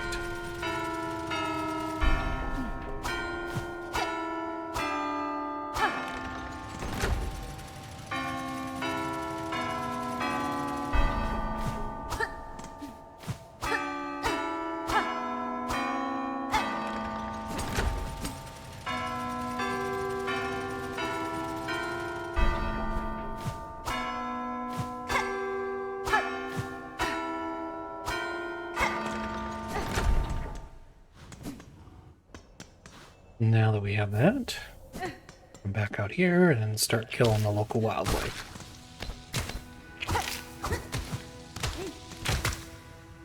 This guy loves to sit there where you can't jump out of the water without running into spikes. Just wait for him.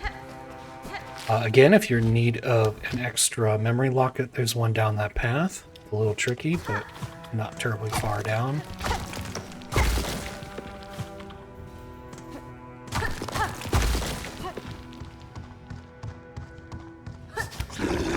While we're waiting, just to reiterate, you need a certain number of open tool and skill slots across all your crests in order to unlock being able to bind Eva later on, but the slots in the Hunter crest don't count.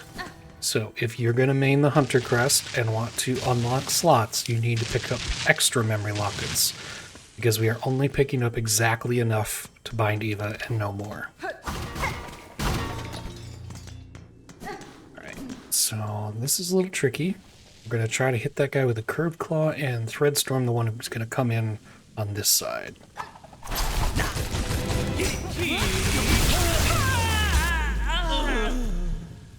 Okay, that went really well. Sometimes that gets dicey, but that approach tends to work. Grab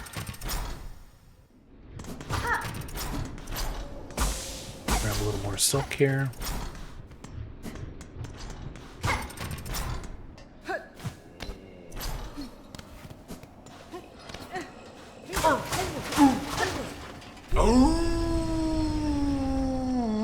Big guy's kind of erratic where he likes to, the angle he likes to go at. So I like to kind of encourage him to stay high.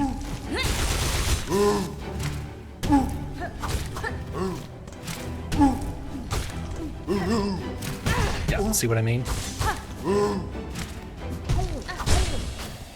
But 2 thread storms and a couple of hits. He should be on his way.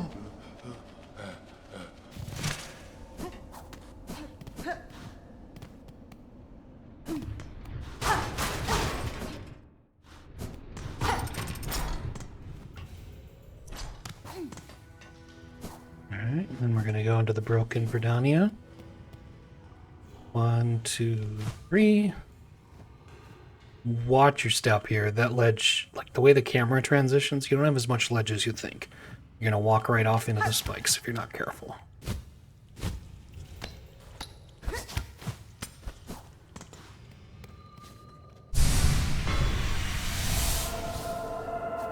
Now you can quit back to the bench here if you want.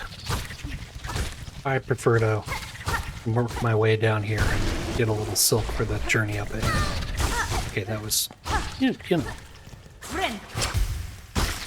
Or just take a few hits because it's funny.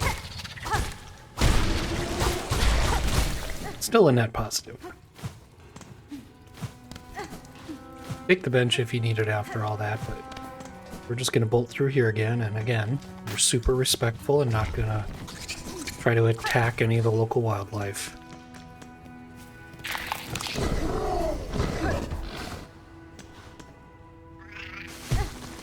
Drop down here. Now we're going to bolt across this bridge. It's random how many bats are going to come out here. Just try to get up to the exit here before they catch up to you, because they will.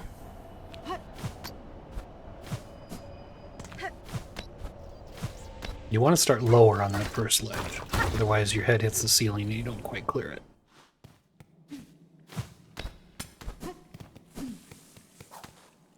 We're going to work our way carefully across this room.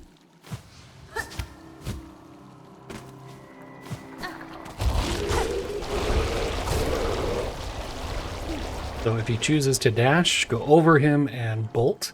If he chooses to jump, go under him. Same here. But I'm going to let him move a little more to the right.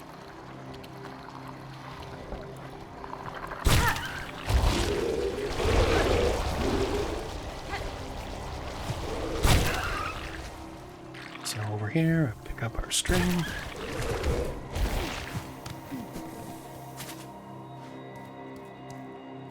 This, we're just trying to get to the bottom.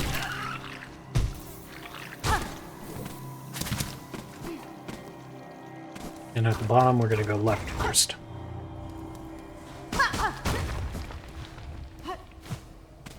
Don't jump too high there. One of those vines is alive. But here we actually want to get caught.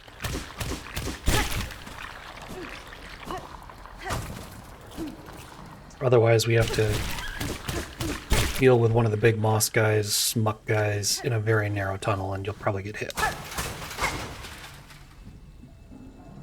You get the key here. If you miss this jump, you're going to have to go all the way around. Not that I've ever done that.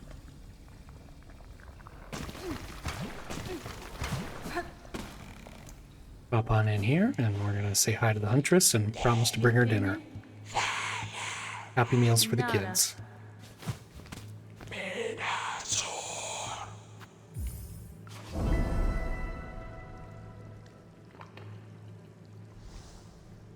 Buenera. Has been?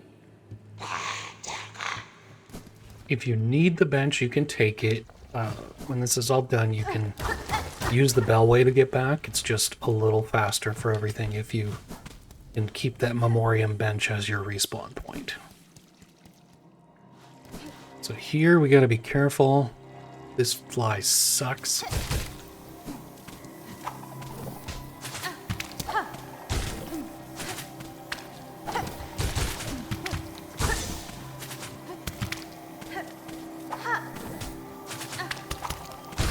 Okay. That was a lot of curved claws, but honestly, like, just whatever you gotta do to take them out. Now this one we also have to take out, unfortunately. And thankfully he just stood still and let our curved claw do the work. Great. So we're going to run, jump, clawline, and then double jump. And if you get up here, climb that right away to get out of the way of that mosquito. If you miss, just go back and try it again, but that mosquito will probably be aggroed and you'll have to take him out before you can try a second time.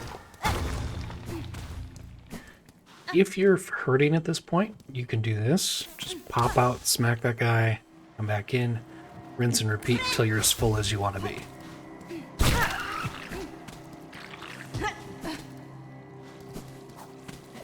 Oh, yep, that was totally worth it. Not ready to go up just yet.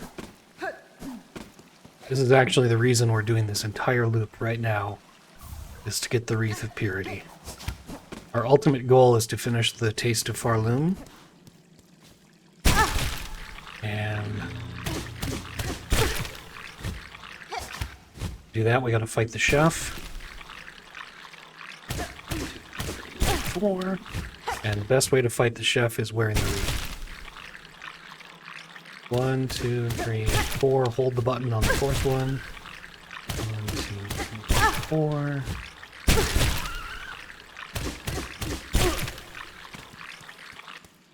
So yeah, the fourth press of A counts as your jump, and then you can float after that. Hopefully that's clear. Talk to Vlog, and then head down. We're not going to use either one, again, unless you need to. Safe over convenience. You're not in a hurry, but we're going to open both of these up.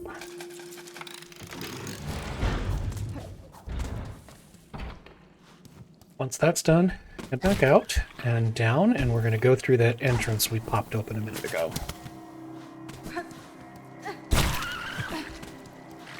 Now what we're going to do when we fall down here is we are going to just kind of push the mosquito away from us. He tends to back up naturally and try to get him eaten by the hanging trap plant. If he gives us an opportunity, we'll just go under him. But otherwise, that's the plan. We're just going to let nature do its work for us.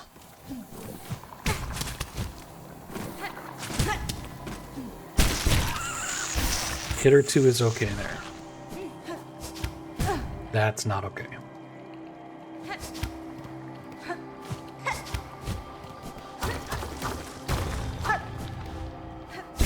We don't have anything else dangerous coming up, but that's still not how I want to run. Okay. So just get past the maggots and then run all the way right.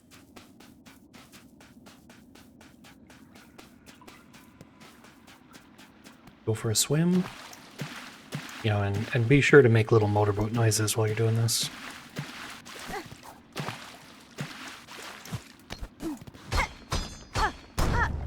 Once you have your craft medal, you can quit back to the Memorium bench, or whichever bench you used last. If that was at the Bellway, just go ahead and take the bells and the ventricles back to Enclave and get back to the Memorium area. So, but I'll see you there if you got to take the long way around.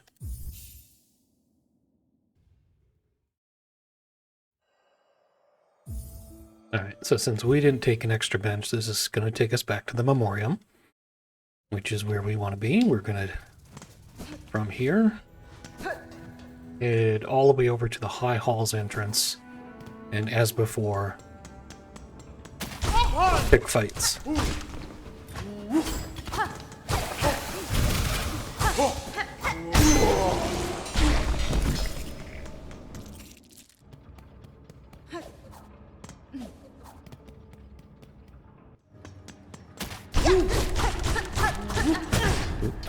Yeah, jump the swings. Don't try to dash out of the way.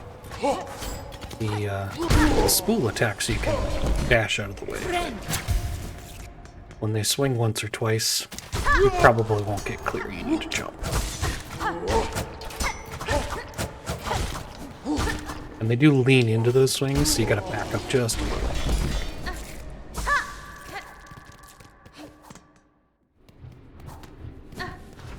So from here. You can usually just get around this guy. If we're lucky, we won't get another thread stealer, whatever they're called.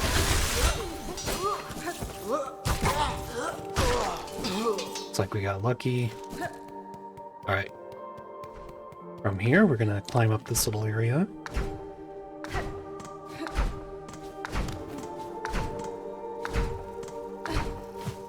Double jump, you can shortcut that. Sometimes this guy notices you, sometimes he doesn't. Just make short work of him if he does. This is the chest, by the way. If you went in that room and talked to Grindel that I told you not to, he'll be here and have stolen the contents and fly away, and then you don't get it. So, you were warned. Alright, before we go into High Halls, we are going to swap the injector band for the weave light. Just because there's a lot of clawline platforming here, and we want to make sure we always have enough to throw when we need to. We shouldn't get any real combat where we need to heal in a hurry, so this should be okay. So work your way up here. You can do this to conserve a few threads. And this should top you off then. So we're going to try to get through the next stretch without throwing any claw lines or engaging any enemies.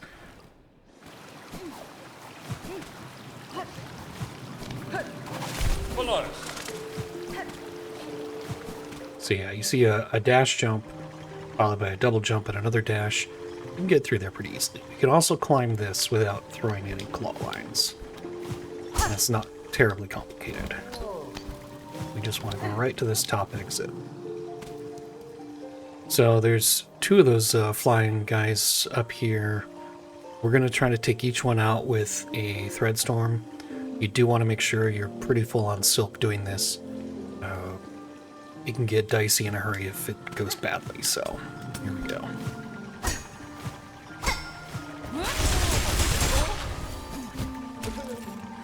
So that's the way to sneak up on that guy. If you get him in there like sort of waking up animation, you don't have to worry about them moving out of your way.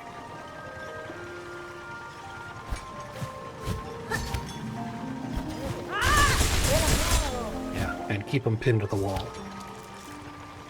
So that's that. And thankfully we planned things just right so that the spool fragment here is going to finish a reel and refill our silk. But if you did take any hits, you can heal up right away, but otherwise,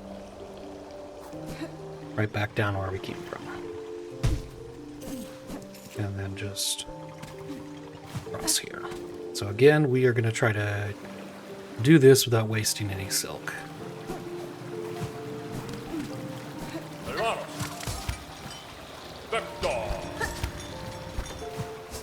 Pause here for a moment. And just get past that guy. If you gotta take a hit, that's okay. Just get out of there, don't engage. Come up here for a little more treasure.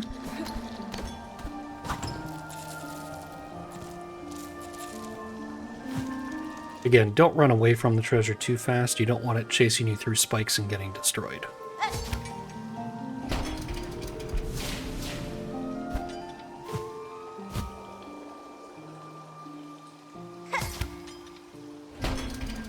After the second lock, come on over here, and we're going to get our cogflies.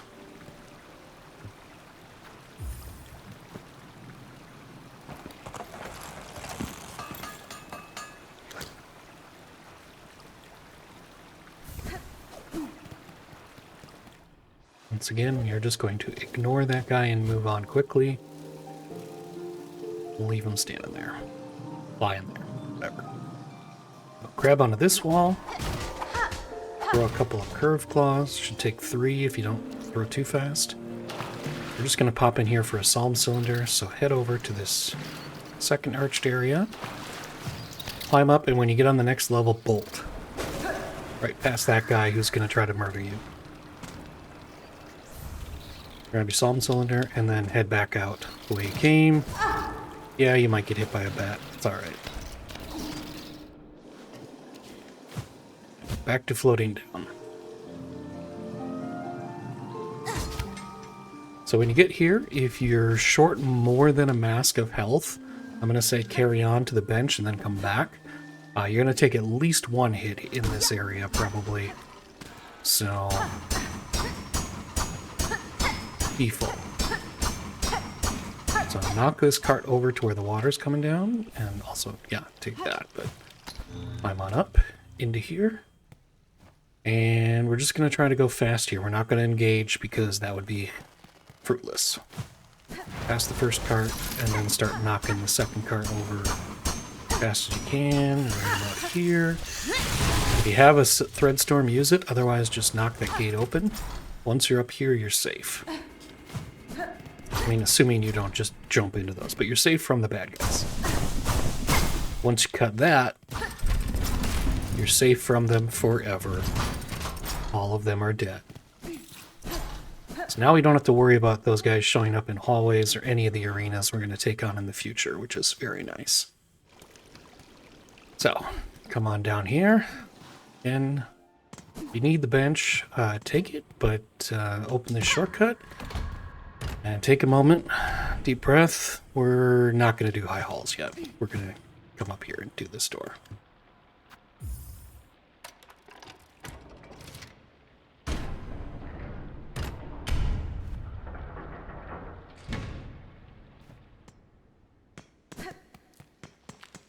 So just past the rosary machine, break the ceiling. And you can just bolt this. The end, float down the center. Dash right.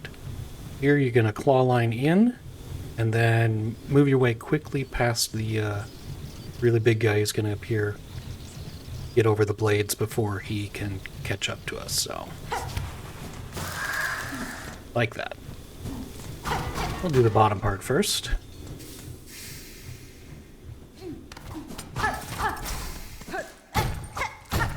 Get our pellet gun. How they call it a cannon, I'll never know.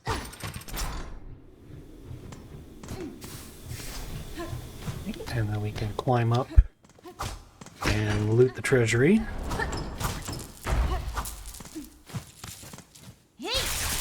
That's totally unnecessary, but, you know, it's faster. Okay, back out. And head to the bench. I was totally kidding. We're not doing high halls anytime soon. Not the gauntlet. Oh. Recharge and open the ventrica.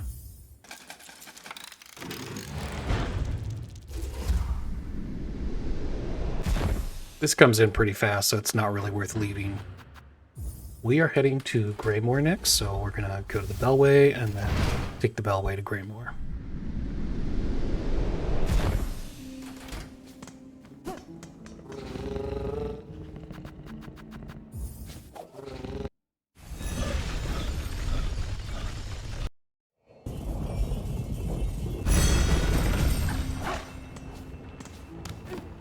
And then just work your way up to the halfway home. If you can resist the urge to kill that guy, I never really can. Well, sometimes I can, but it's not easy. You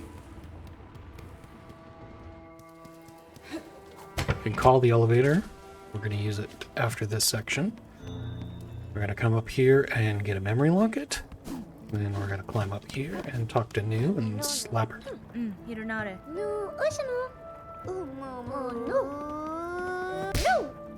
Never gets old.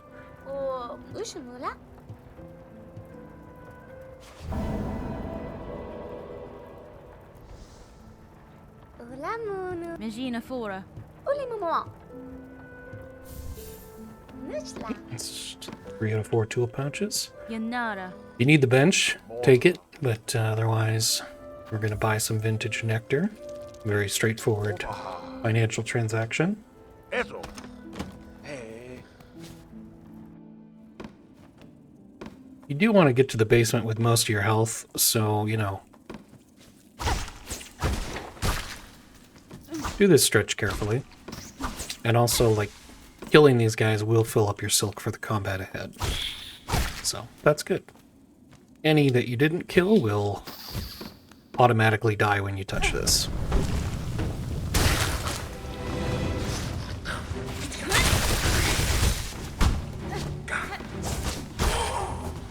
Worked out pretty well.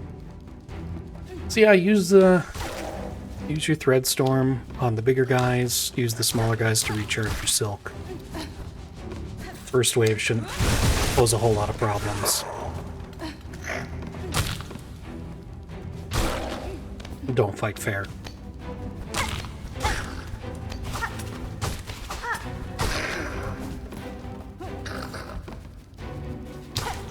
That guy's edge guarding. Don't try to charge up here and take him out. Let him follow you down.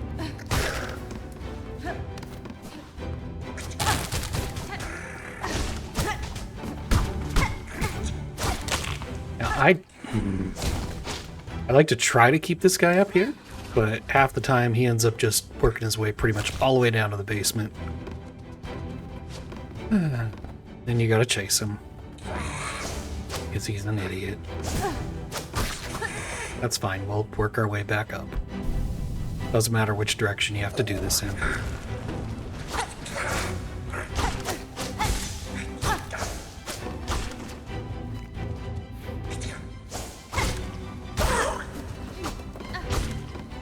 Just gonna heal up for the next encounter quick. Okay. This guy on the next ledge up, whether you're coming up or down, he's very easy to take care of. When he's trapped in his little tunnel area, he can't jump. So he just has a very simple pattern. Just keep him in. I said keep him in there. Okay. He gets out, get away, and he'll retreat. Swing, swing.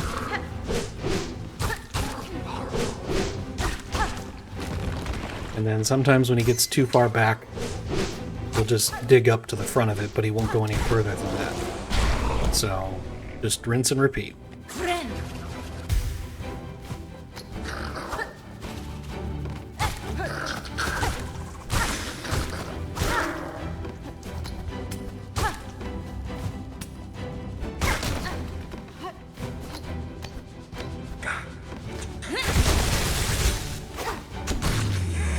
Okay, there we go.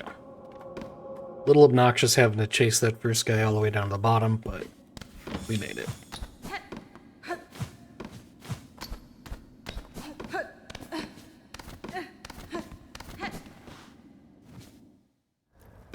I don't know why, but I always think I have to, like, interact at the top instead of just jumping out.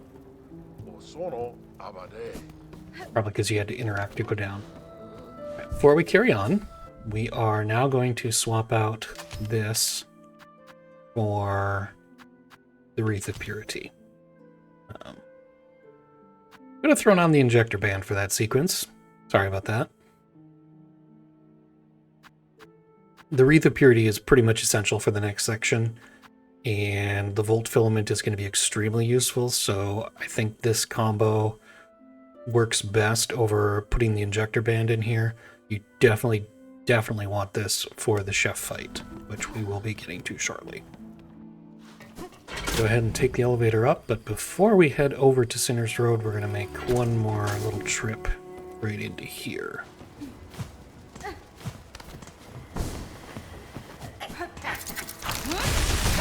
Hate you, not going to fight you. So we're just going to climb to the top of this. There's one more Silk Eater we can collect.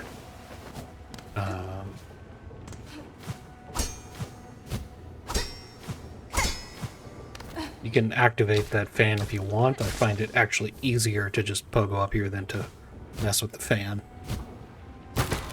And then back down. So there are only 8 Silk Eaters on the map in Steel Soul mode, and we have 7 of them. The 8th one, unfortunately, is just too far out of the way to get before it's time to cash them in.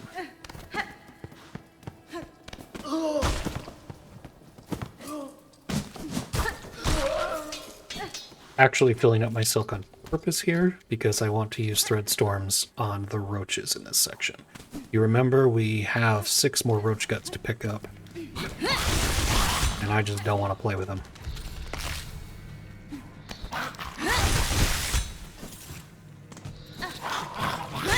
Oh, come on. little sloppy. It's okay. So there's 3 more. And while we're here, we can get this now that the bottom's clear.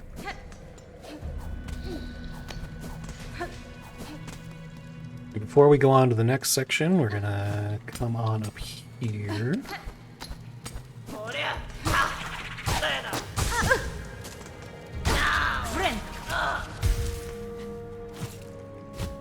If you did not get the first 4 roach guts in Act 1, you will want to continue your climb up to the top and get the ones up there at this time.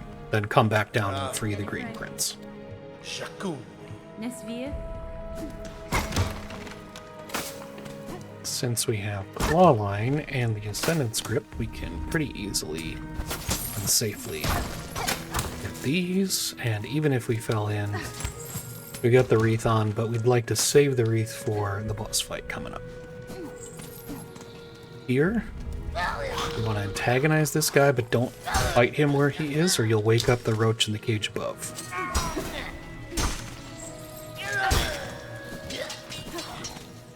Now this guy, if you're lucky, he'll stay up here and you can just hit him from underneath. Sometimes he'll come out and you gotta finish him off safely on the ground, but if you're lucky, his AI will think you belong up here.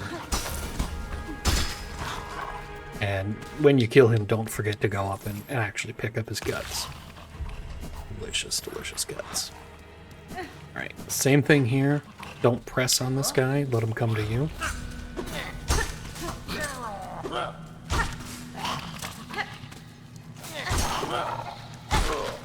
Because otherwise you wake up our next meal. And then one more.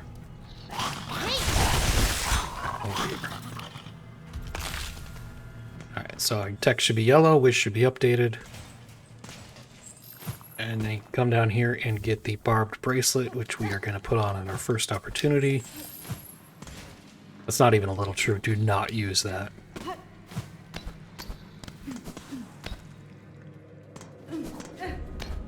Before we take on Jeff Bela Lugosi, we are going to refill. And I'm going to make you watch me refill, because we're not in a hurry and you need to do this too.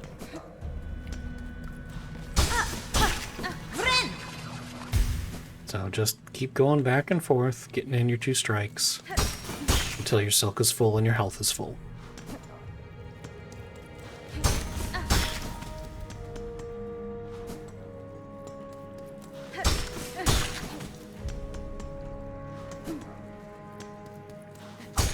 Yeah, I know, this is dull. It's what survival's about. It's not flashy.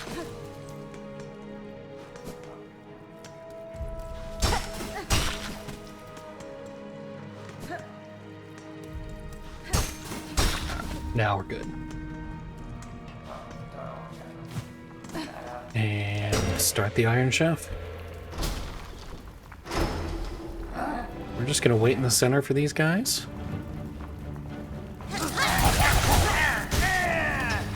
Okay, that usually works.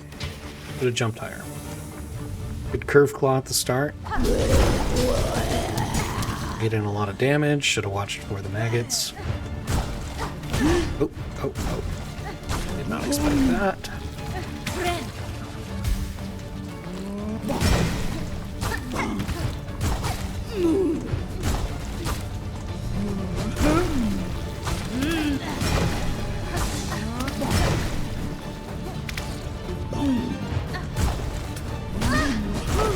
Rude.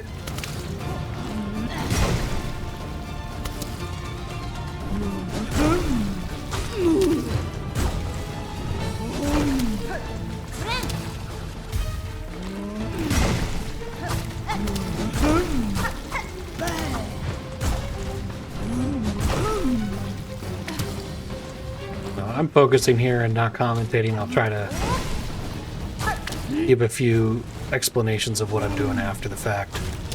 But, yeah.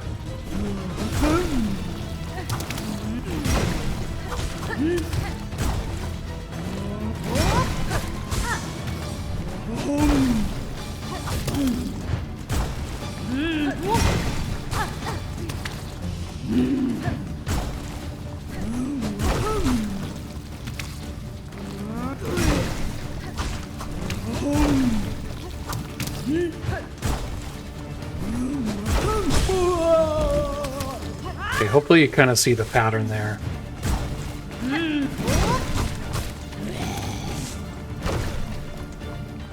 I don't know why he does that sometimes. Just kind of let him attack, get in an attack after, watch for that stomach charge. It's probably the hardest to like see ahead of time and dodge. If he crowds you, get under him into the other side of the arena.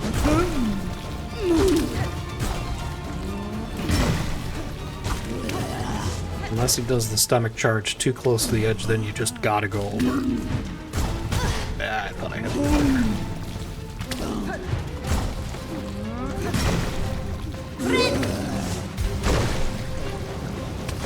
Don't heal unless you see that you're safe from an attack he's already committed to. We took that slow, we took it steady, and that's why we won.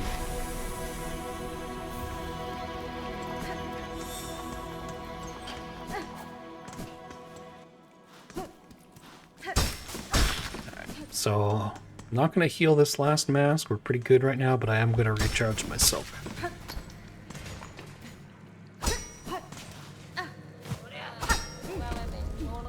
I'm not going to engage those guys yet. I'm first going to come over here, and we're going to turn in our Roach Guts quest. Talk to Cheese and Crackers here. Nella Lella?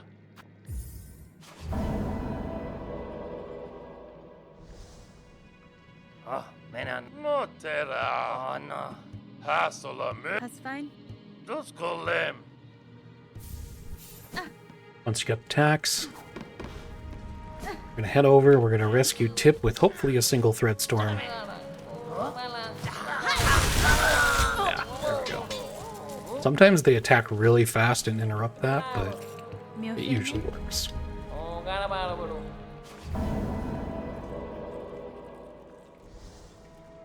Buenera.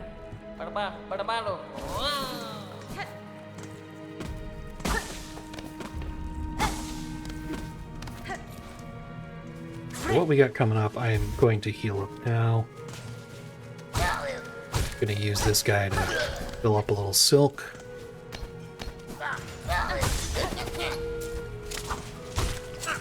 Did not ask you to try to take away the healing, I just did. Okay. Climb your way to the top.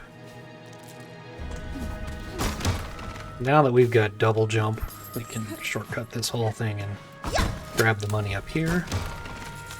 Now we're just going to work our way over to the right as safely as possible, which means trying not to engage this guy, but if he crowds you, I don't like to go under his jumps, they're too fast. I like to wait for him to do the charge attack, like that. And then we just gotta do another one.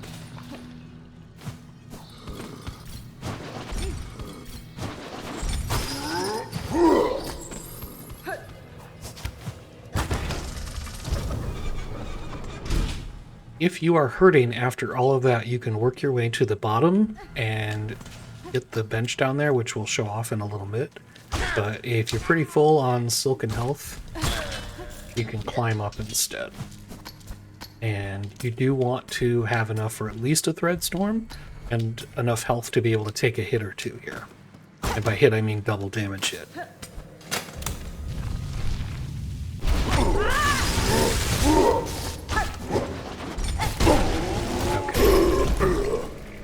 So when he lands, as he lands, thread storm, but stay out of range of his flail attack if he does that one. Your range is larger, so you can still hit him. And then just get a little distant, and another curved claw or two will finish him off.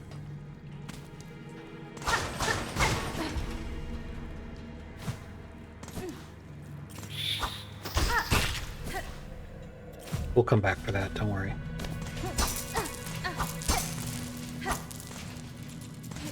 Head down here. If you have enough silk for a thread storm, you're good. Otherwise, build a little up. Because we just don't want to play with that roach. You know, it just occurred to me, we delivered those roach guts to Benji and Crawler, like, pre-cooked. We should have charged extra for that.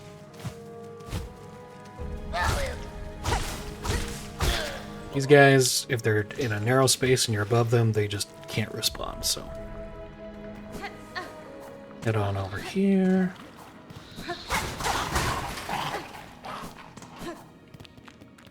There's the bench I was mentioning. Feel free to use it if you need it. We're going to talk to Stinks. And we're going to talk to him 7 times. Sorry, Skinks. He's not that smelly.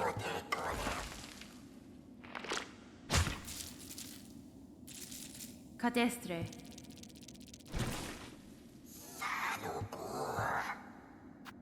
Yeah, we're just going to turn in all 7 of these for cash. Da, Fenestra. Now's a good time to grab yourself a snack.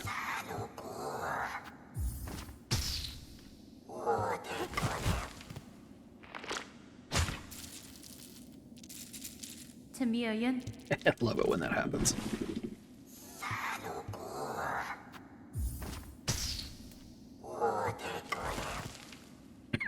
Oh, that's even better. Yanara.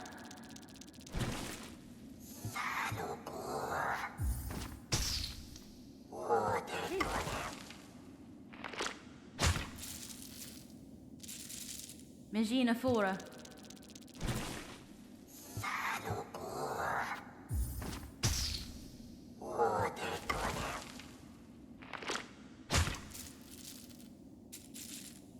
Hironare.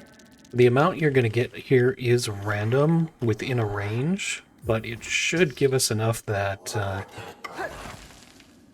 even with the tightest of allocations, we don't have to do any real rosary farming later on. So because I'm not hurting, I'm not going to take the bench just because I don't want to respawn the flying bug out here. If you do, you can climb up this side and avoid him. Otherwise, you work your way back up to here and the bile water entrance. This is dark, it's full of traps, you are not in a hurry. Take your time through here. This screen, even though you saw those guys hopping, you don't have to worry about any of those moss guys popping out of the ground.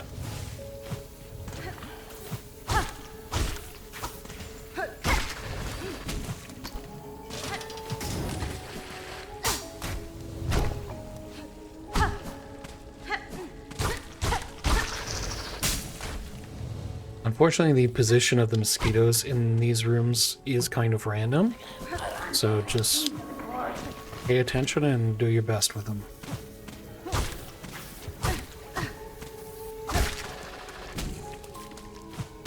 If you do have to fight some mosquitoes, this is the worst place to do it, because they will hover right where this foreground object is, and you won't be able to see them. So, you know, don't do that.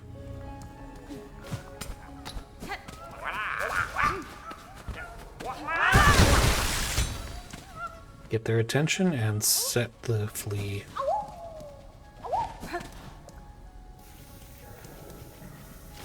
Now we're going to head back down over here. We wanted to do that while we had full silk, just in case we get maggot infested down here.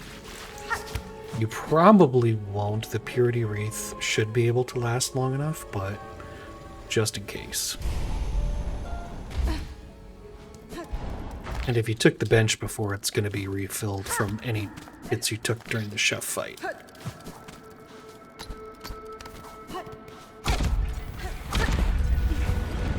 Turn the power on. Pick up your broken tool, which we will repair as probably like the very last thing we do in this game.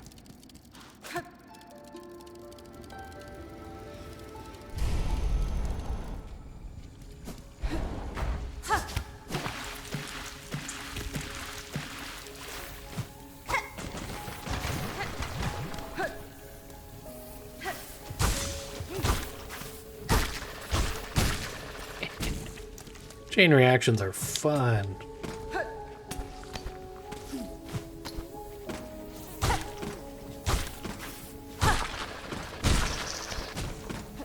Same goes for that platform, by the way. Same foreground object in the way. Don't engage there. this room we just need to get through, but here we might end up with company along the way, so just watch out for that. Didn't see that. It's awesome. This is okay. Alright. Nothing that should really tax you there. Once you get here, we're going to take a little detour and climb up. We're not going to do most of Whitewater right now, but we are going to go visit Chakra. And in case you haven't had your fill of tedious interactions, we've got another one coming up. We're going to buy all of Chakra's maps. That's fine. You check here. Dastana. As a, sort of sanity check, she should have 14 maps for sale. So 1, 2, 3, 5, 6, 14. Alright, good. So I'll buy all the maps and the compass.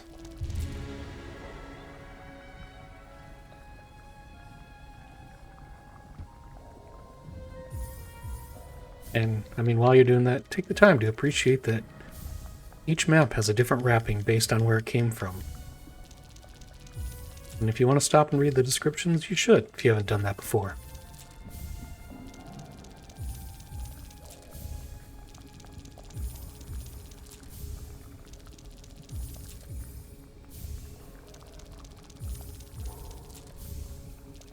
All told, this is going to cost about 1,000 rosaries.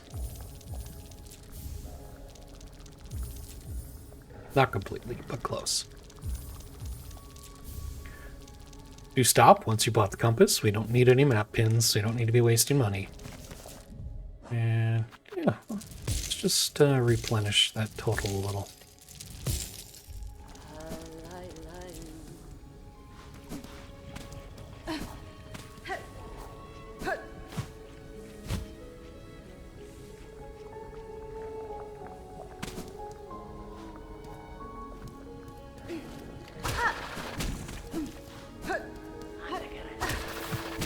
Here we're just going across.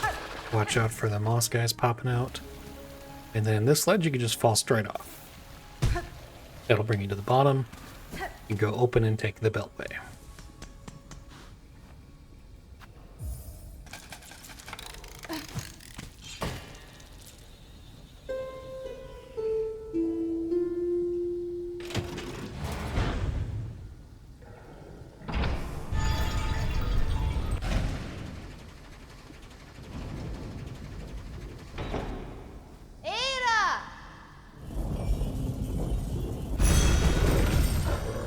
We are going to head to the blasted steps from here. Our next major objective is to finish the Great Taste of Farloom quest. We have most of our collectibles now, but we still need to do the Courier's Rasher. Best path for that requires going through the last judge, which we have to kill anyway, because the fleas need that spot. So here's the loadout I'm going to use for the last judge. Again, if you want to use the injector band instead, that's fine. I just like to keep the magma bell on for safety in case for fire attacks. It does 1 less damage as long as you don't, get hit a whole bunch of times in a row.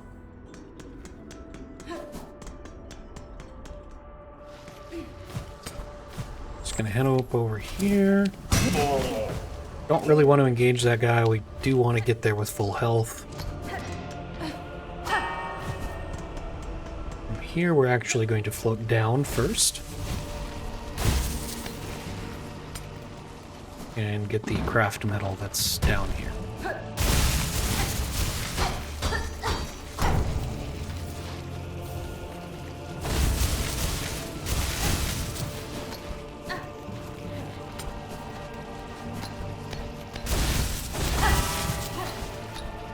Interesting thing about activating the gate here.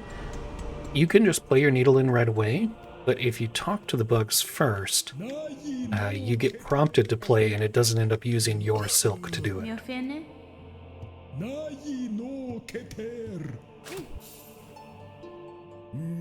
And the bells take a while to activate, so you end up using at least 1 or 2 threads. I don't prefer to just save it.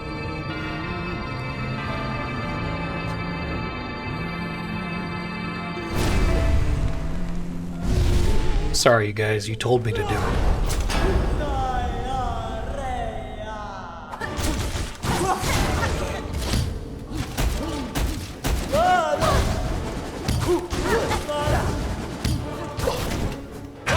I have a real problem like paying attention for and getting out of the way for that spinning attack. Oh.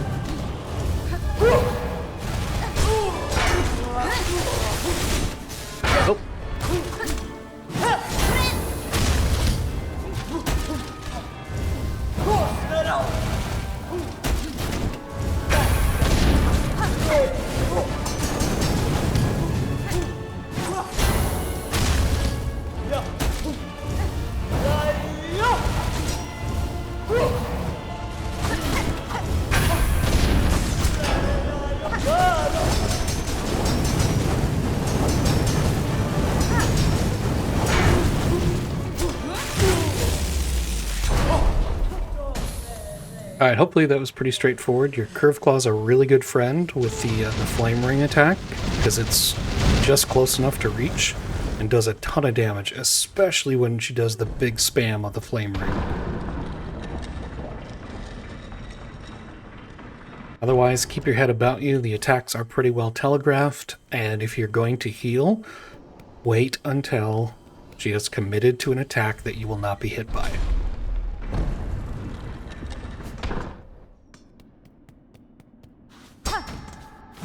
Now that we're in here, we're going to work our way up to the top left first to get a spool fragment.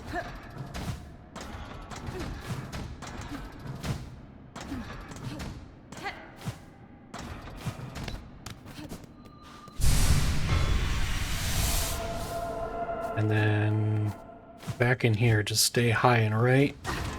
And open up this.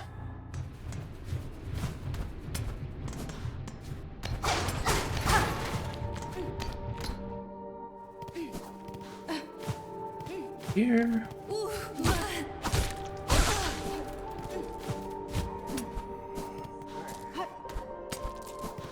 Couple of rosaries here to grab. There is a bench coming up very soon, but if you're hurting, you know, be very careful here. Just get to this spot safely, and we can take this bench. Alright, this is the last bench we're going to be taking for a little while. Our next step is to clear a path from the dining room to Bellheart so we can bring the courier back. So I'm going to switch to this loadout for what's coming up. You can do what's comfortable for you as usual. But at this point on, we are interested in killing things and keeping them dead, so no benching. We're going to come back through this little stretch, so don't worry about it too much. The actual path we take for delivering the rasher is going to go through this, but we got to come around from the other side first. So you don't have to kill everything in this part. I'm going to anyway, because money, but you don't have to be obsessive about it. Up here, we're gonna see Garmon having a little fun.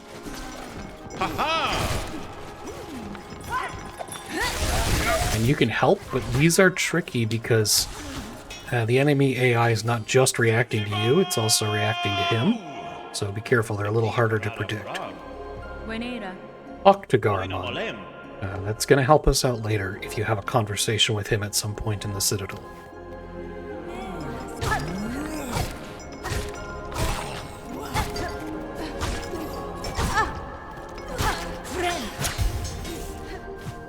Otherwise, we're just going to work our way up to the left exit that goes to the dining area.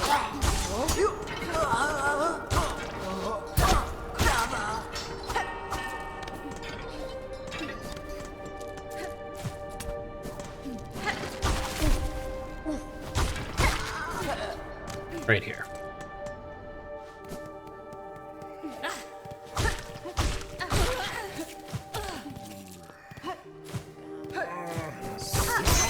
So like if these guys roll off the edge and don't actually get killed, Not a big deal. You're not going to be going past them. This one, though, you want him gone.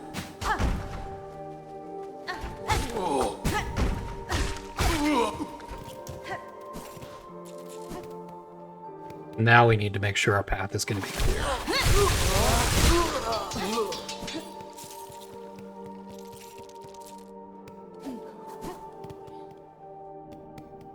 So this time we're going to drop down. And before we go into the little arena over there, come up here and grab a necklace.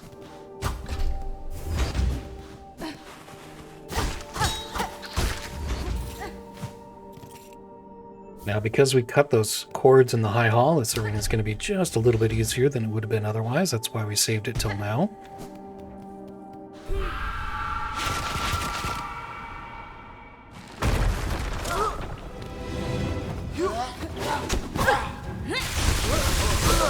I like to try to bring those guys together and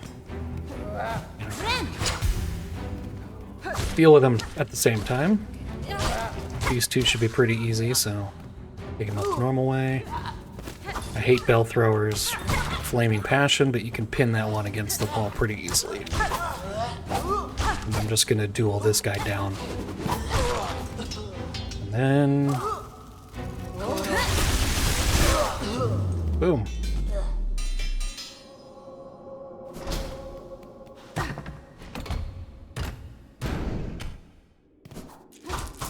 Couple of rosaries here. We're gonna go across. There's a little treasure stash this way that we want. So we're gonna get that first. You can be really aggressive with your thread storms here. Got plenty of silk laying around.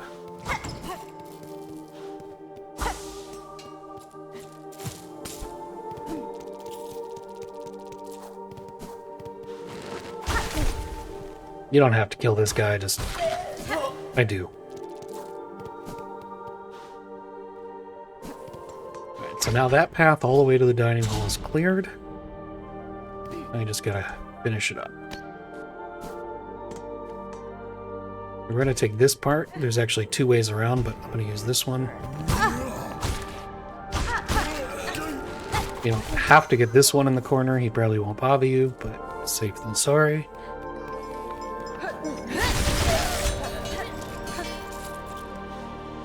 Here, if you're gonna fall down the left side, don't do that like I just did.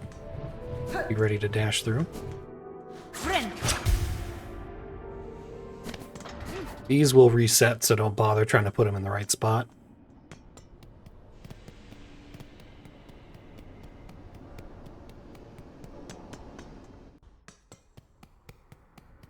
Alright, there's only one guy we need to kill in this area. Just work your way across, through here, and down, and then...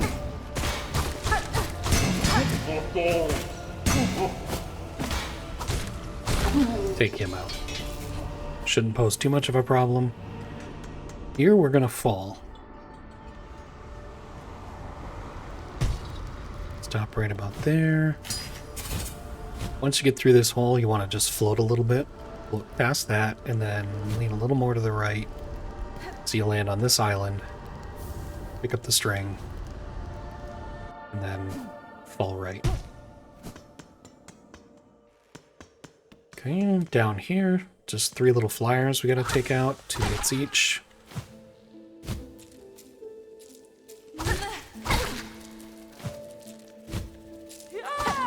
Oop. Okay. And then just some of the hunter bugs along this route.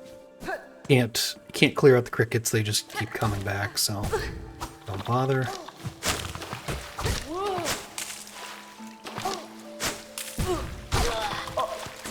That was kind of embarrassing.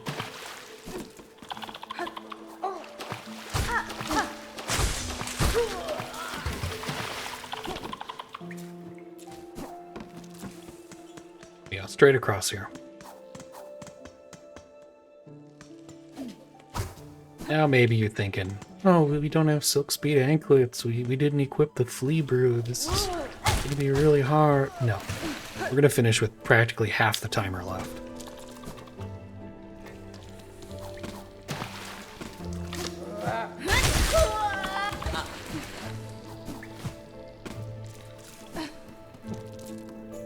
Just a couple of things to do before we pick up the rasher here. Number one, don't take the bench. That's the most important thing to do. No, I'm serious. Don't take the bench. That'll just restock all the bad guys you just killed. Don't do it. First thing you're going to do is take the Savage Beast Fly Wish. Now that we killed the one in the Beast Chapel, we can start that. We're also going to talk to... Oh, he's got a key for us. Which you do need to trigger Act 3. You don't actually have to open your bell home, but you do need to get the key. Now we can pick up the rasher. Da, finestra. Catestre. You ready to run? Tamiayan. Alright. Call us Arnold Schwarzenegger, because we are the running man. That was terrible.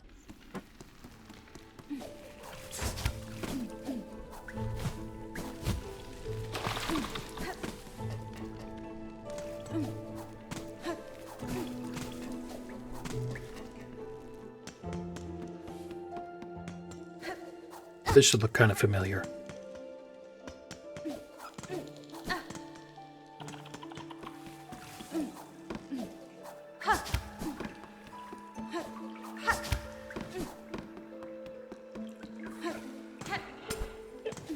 That was easy.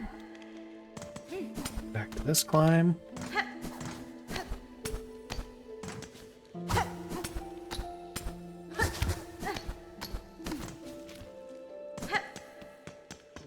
Unfortunately, we don't have the Silksong yet. Can't just float back up the way we fell down. We gotta go around this way.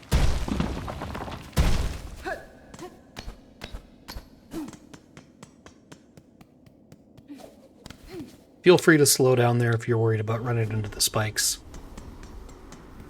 We have so much time.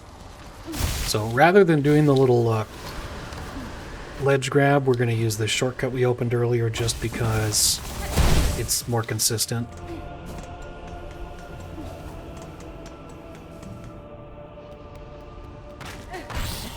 Get past that conch fly and start climbing.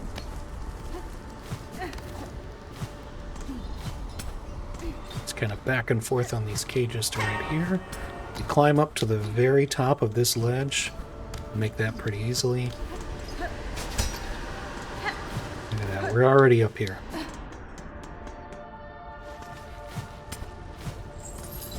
That's where we killed that guy that one time. Climb up here, this lets us avoid another one.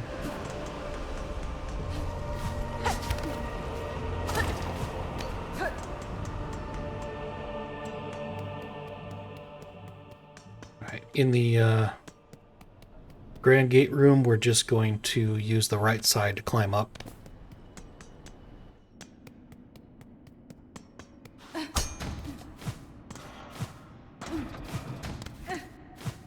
Tip this one. Good, you can make that without tipping it. If not, tip it back and then get up here. Once you're up here, all the way to the right, because we didn't clear out the bad guys on the left side climb.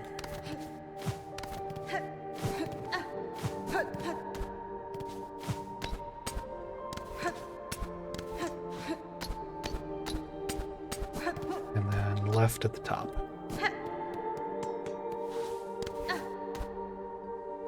The exit to this room is hidden in the ceiling in case you forgot, so just there. In this room, we're going to stop and have a conversation. Be like, hey, Green Prince, I got stinky meat on me. You want any? Do want to do that to advance his plot. If you didn't talk to Garamond in the last encounter, you can do it right here. He's very excited that we already killed the bad guys there.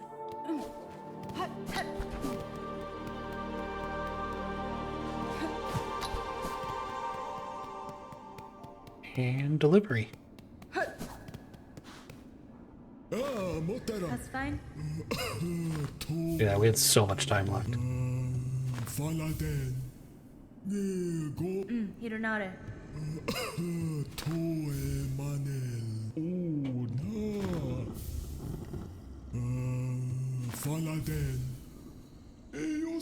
Megina Fora.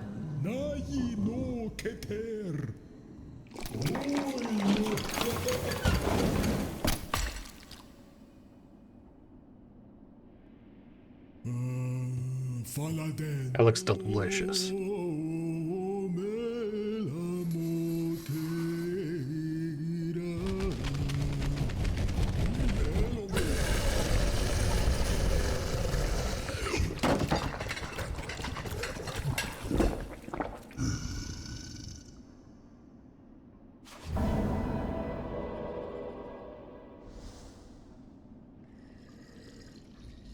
Miofene.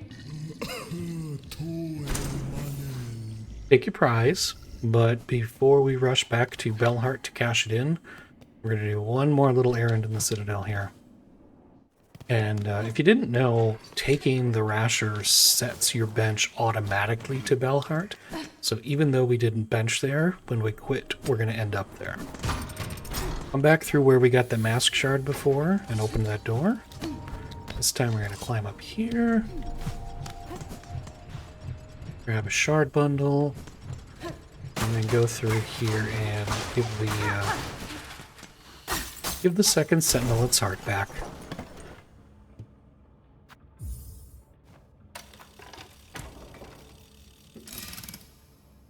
Have a little conversation about the futility of life. Fadastama. Benny Frank. Live in denial. And then quit back to Belhart. See you there.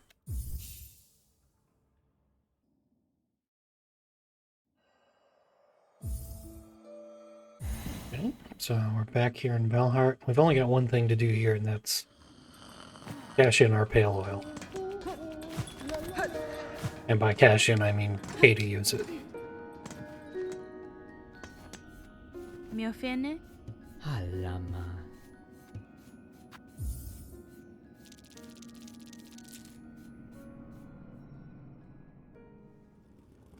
And we're just about done with this particular stretch. We've just got one more sequence to get through, and that's to go clear out the slab now that we've got the Apostate's Key.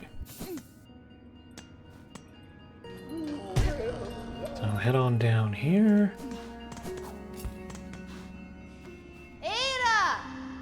Call her girl. And head over to the slab.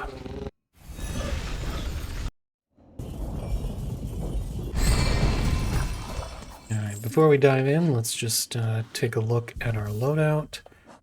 And yeah, we're pretty well set for this section. You know, obviously you run what's comfortable for you. I know I keep saying that, but it's true. I just highly recommend the Volt Filament and the Injector Band as kind of your default.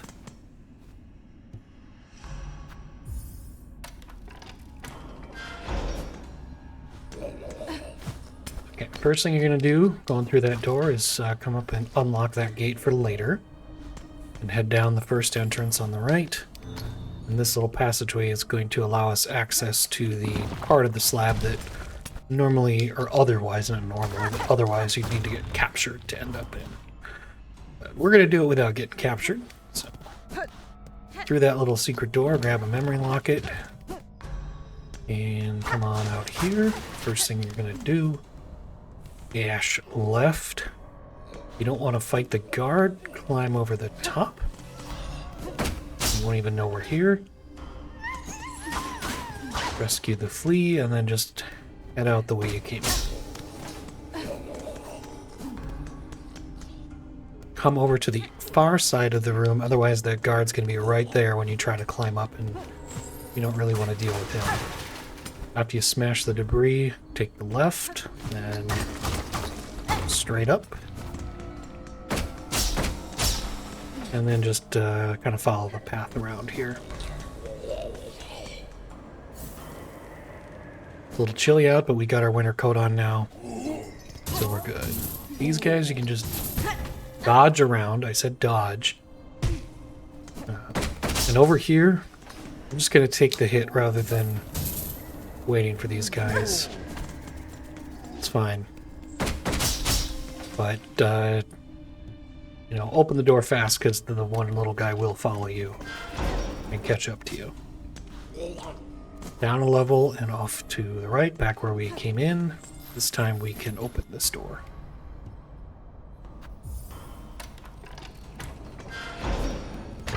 Jump the switch in the middle or you're going to get hit. And now try to let the traps do the work for you. Guys don't always cooperate, but you know, you work with what you get.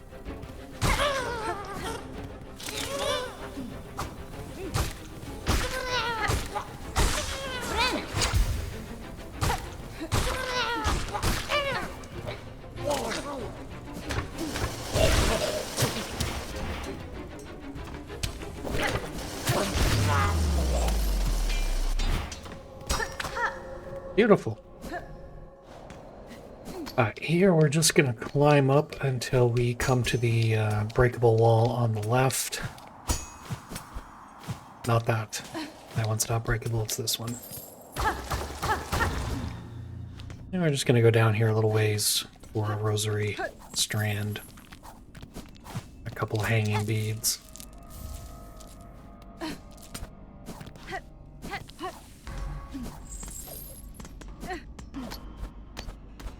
And then when you come back out, we're just climbing all the way to the top. Watch out for the booby-trapped wall there.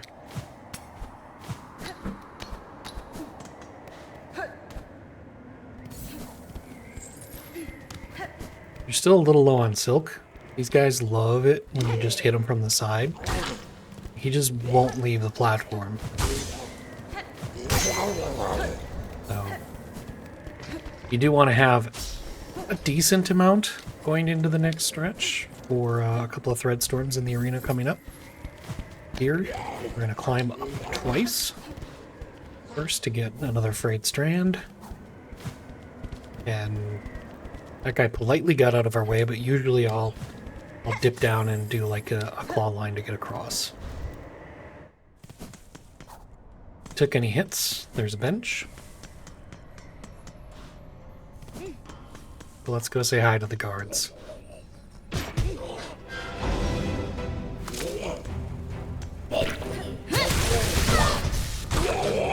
was trying to bait him into doing a dive attacks. That didn't happen, but fine. The third phase is pretty much a recharge phase.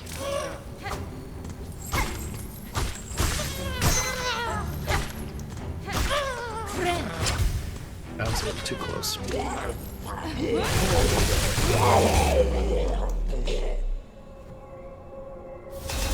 we go.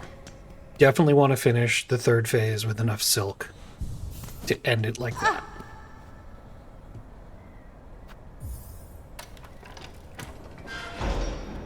Let yourself out, and now we're going to go straight across to a mask shard.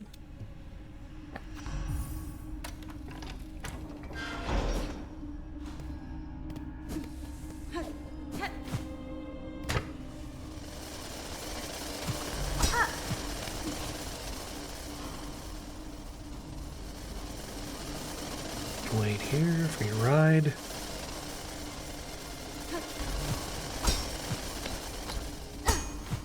Over. And about here. So I like to wait for it to get a little ways out, claw line, then immediately follow the claw line up with a double jump and a dash.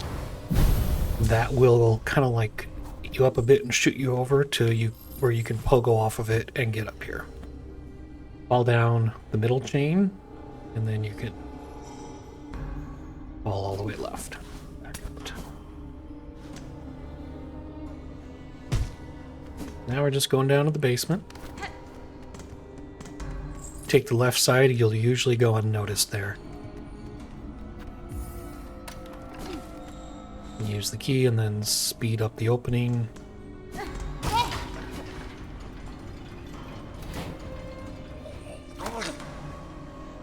Okay, that was too.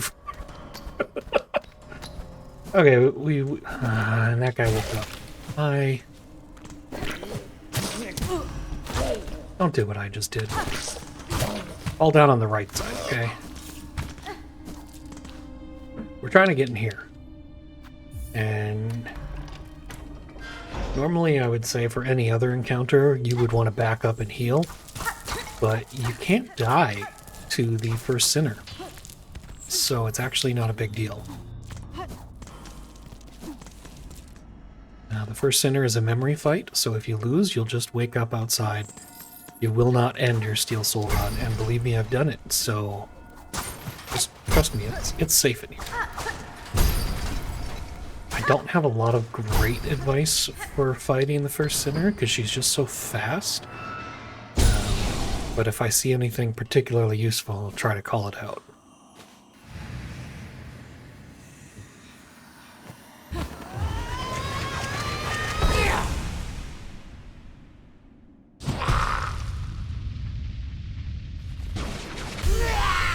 It's mostly just a case of reading and reacting. And getting in hits where you can. 'Cause dang, she likes to move around.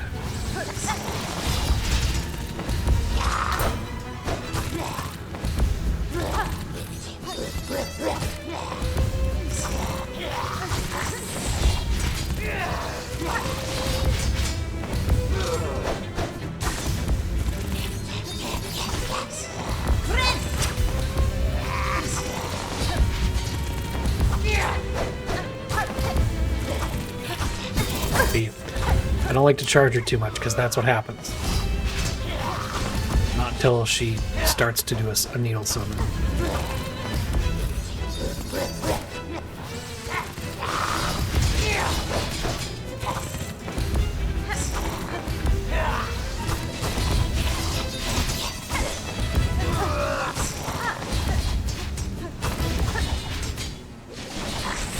No, no, no, no, no, no, no. I'm the only one who gets to heal in this fight.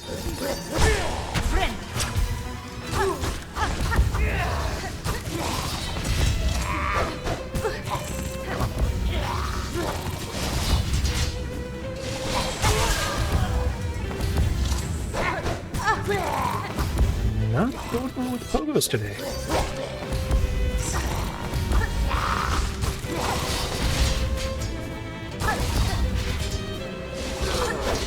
There are times in here where you can get in a good Silk or Dreadstorm, but taking enough hits, I'm trying to save my Silk for healing right now.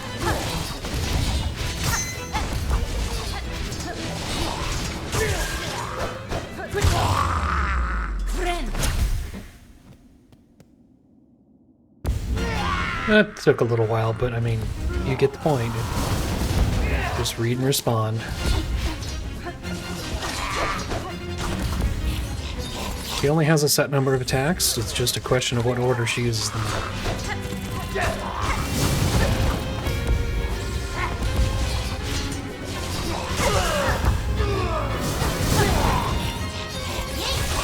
That's a good time to hit Dreadstorm if you can.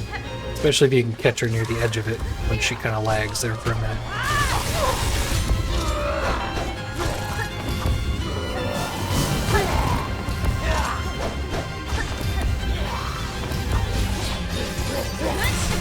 Like that, except don't get caught when she stands up.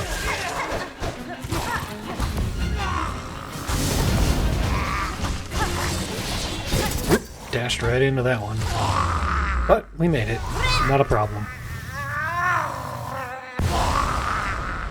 Don't rush it, keep your head about you, read and respond. It's not much more you can do there. And again, it's not actually dangerous. You get as many tries as you need.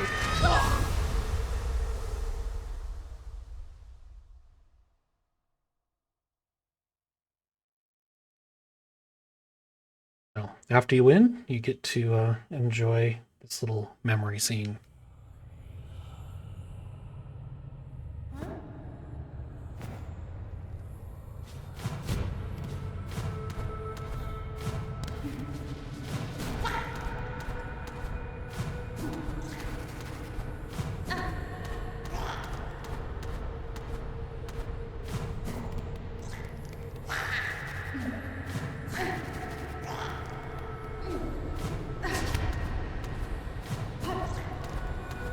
Nothing fancy here, just following the path.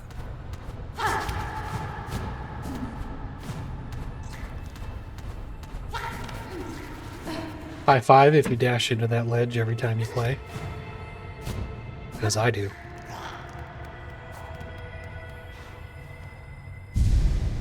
There we go.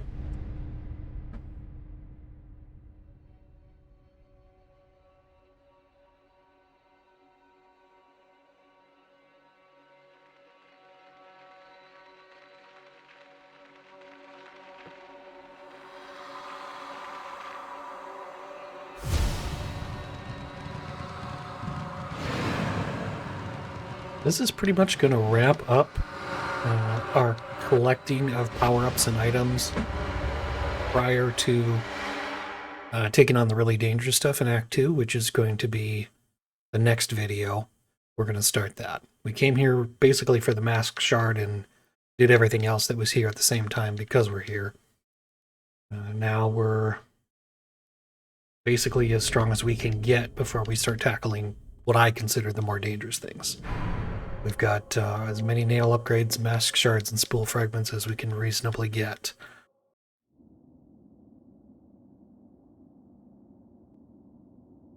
Same thing for useful tools.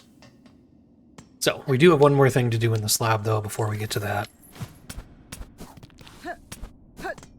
But just head out the way you came for now. And this time, we will actually take this drop.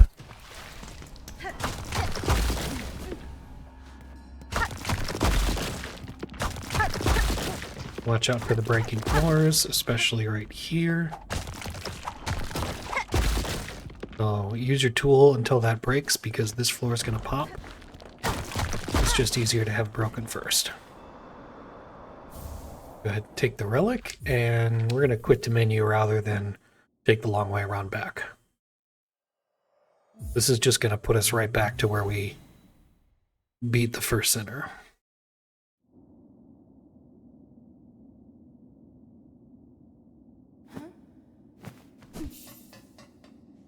And now we're going to go from here to the Bellway. Oop. Yep, that one.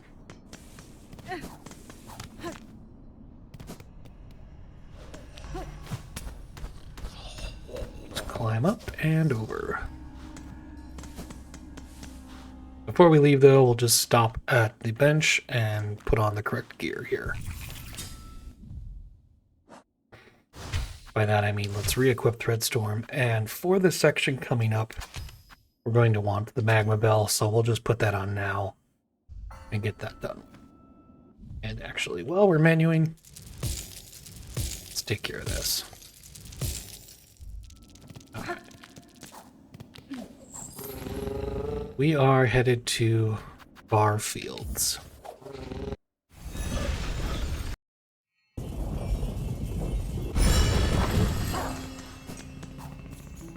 Come on down here. You can pop that if you want. You don't have to. Your double jump will just carry you up there. But back down. Oop! I said back down. Now that guy's in the. Really? Out of my way. Go ahead and break that. We will need it later. See why I hate these guys?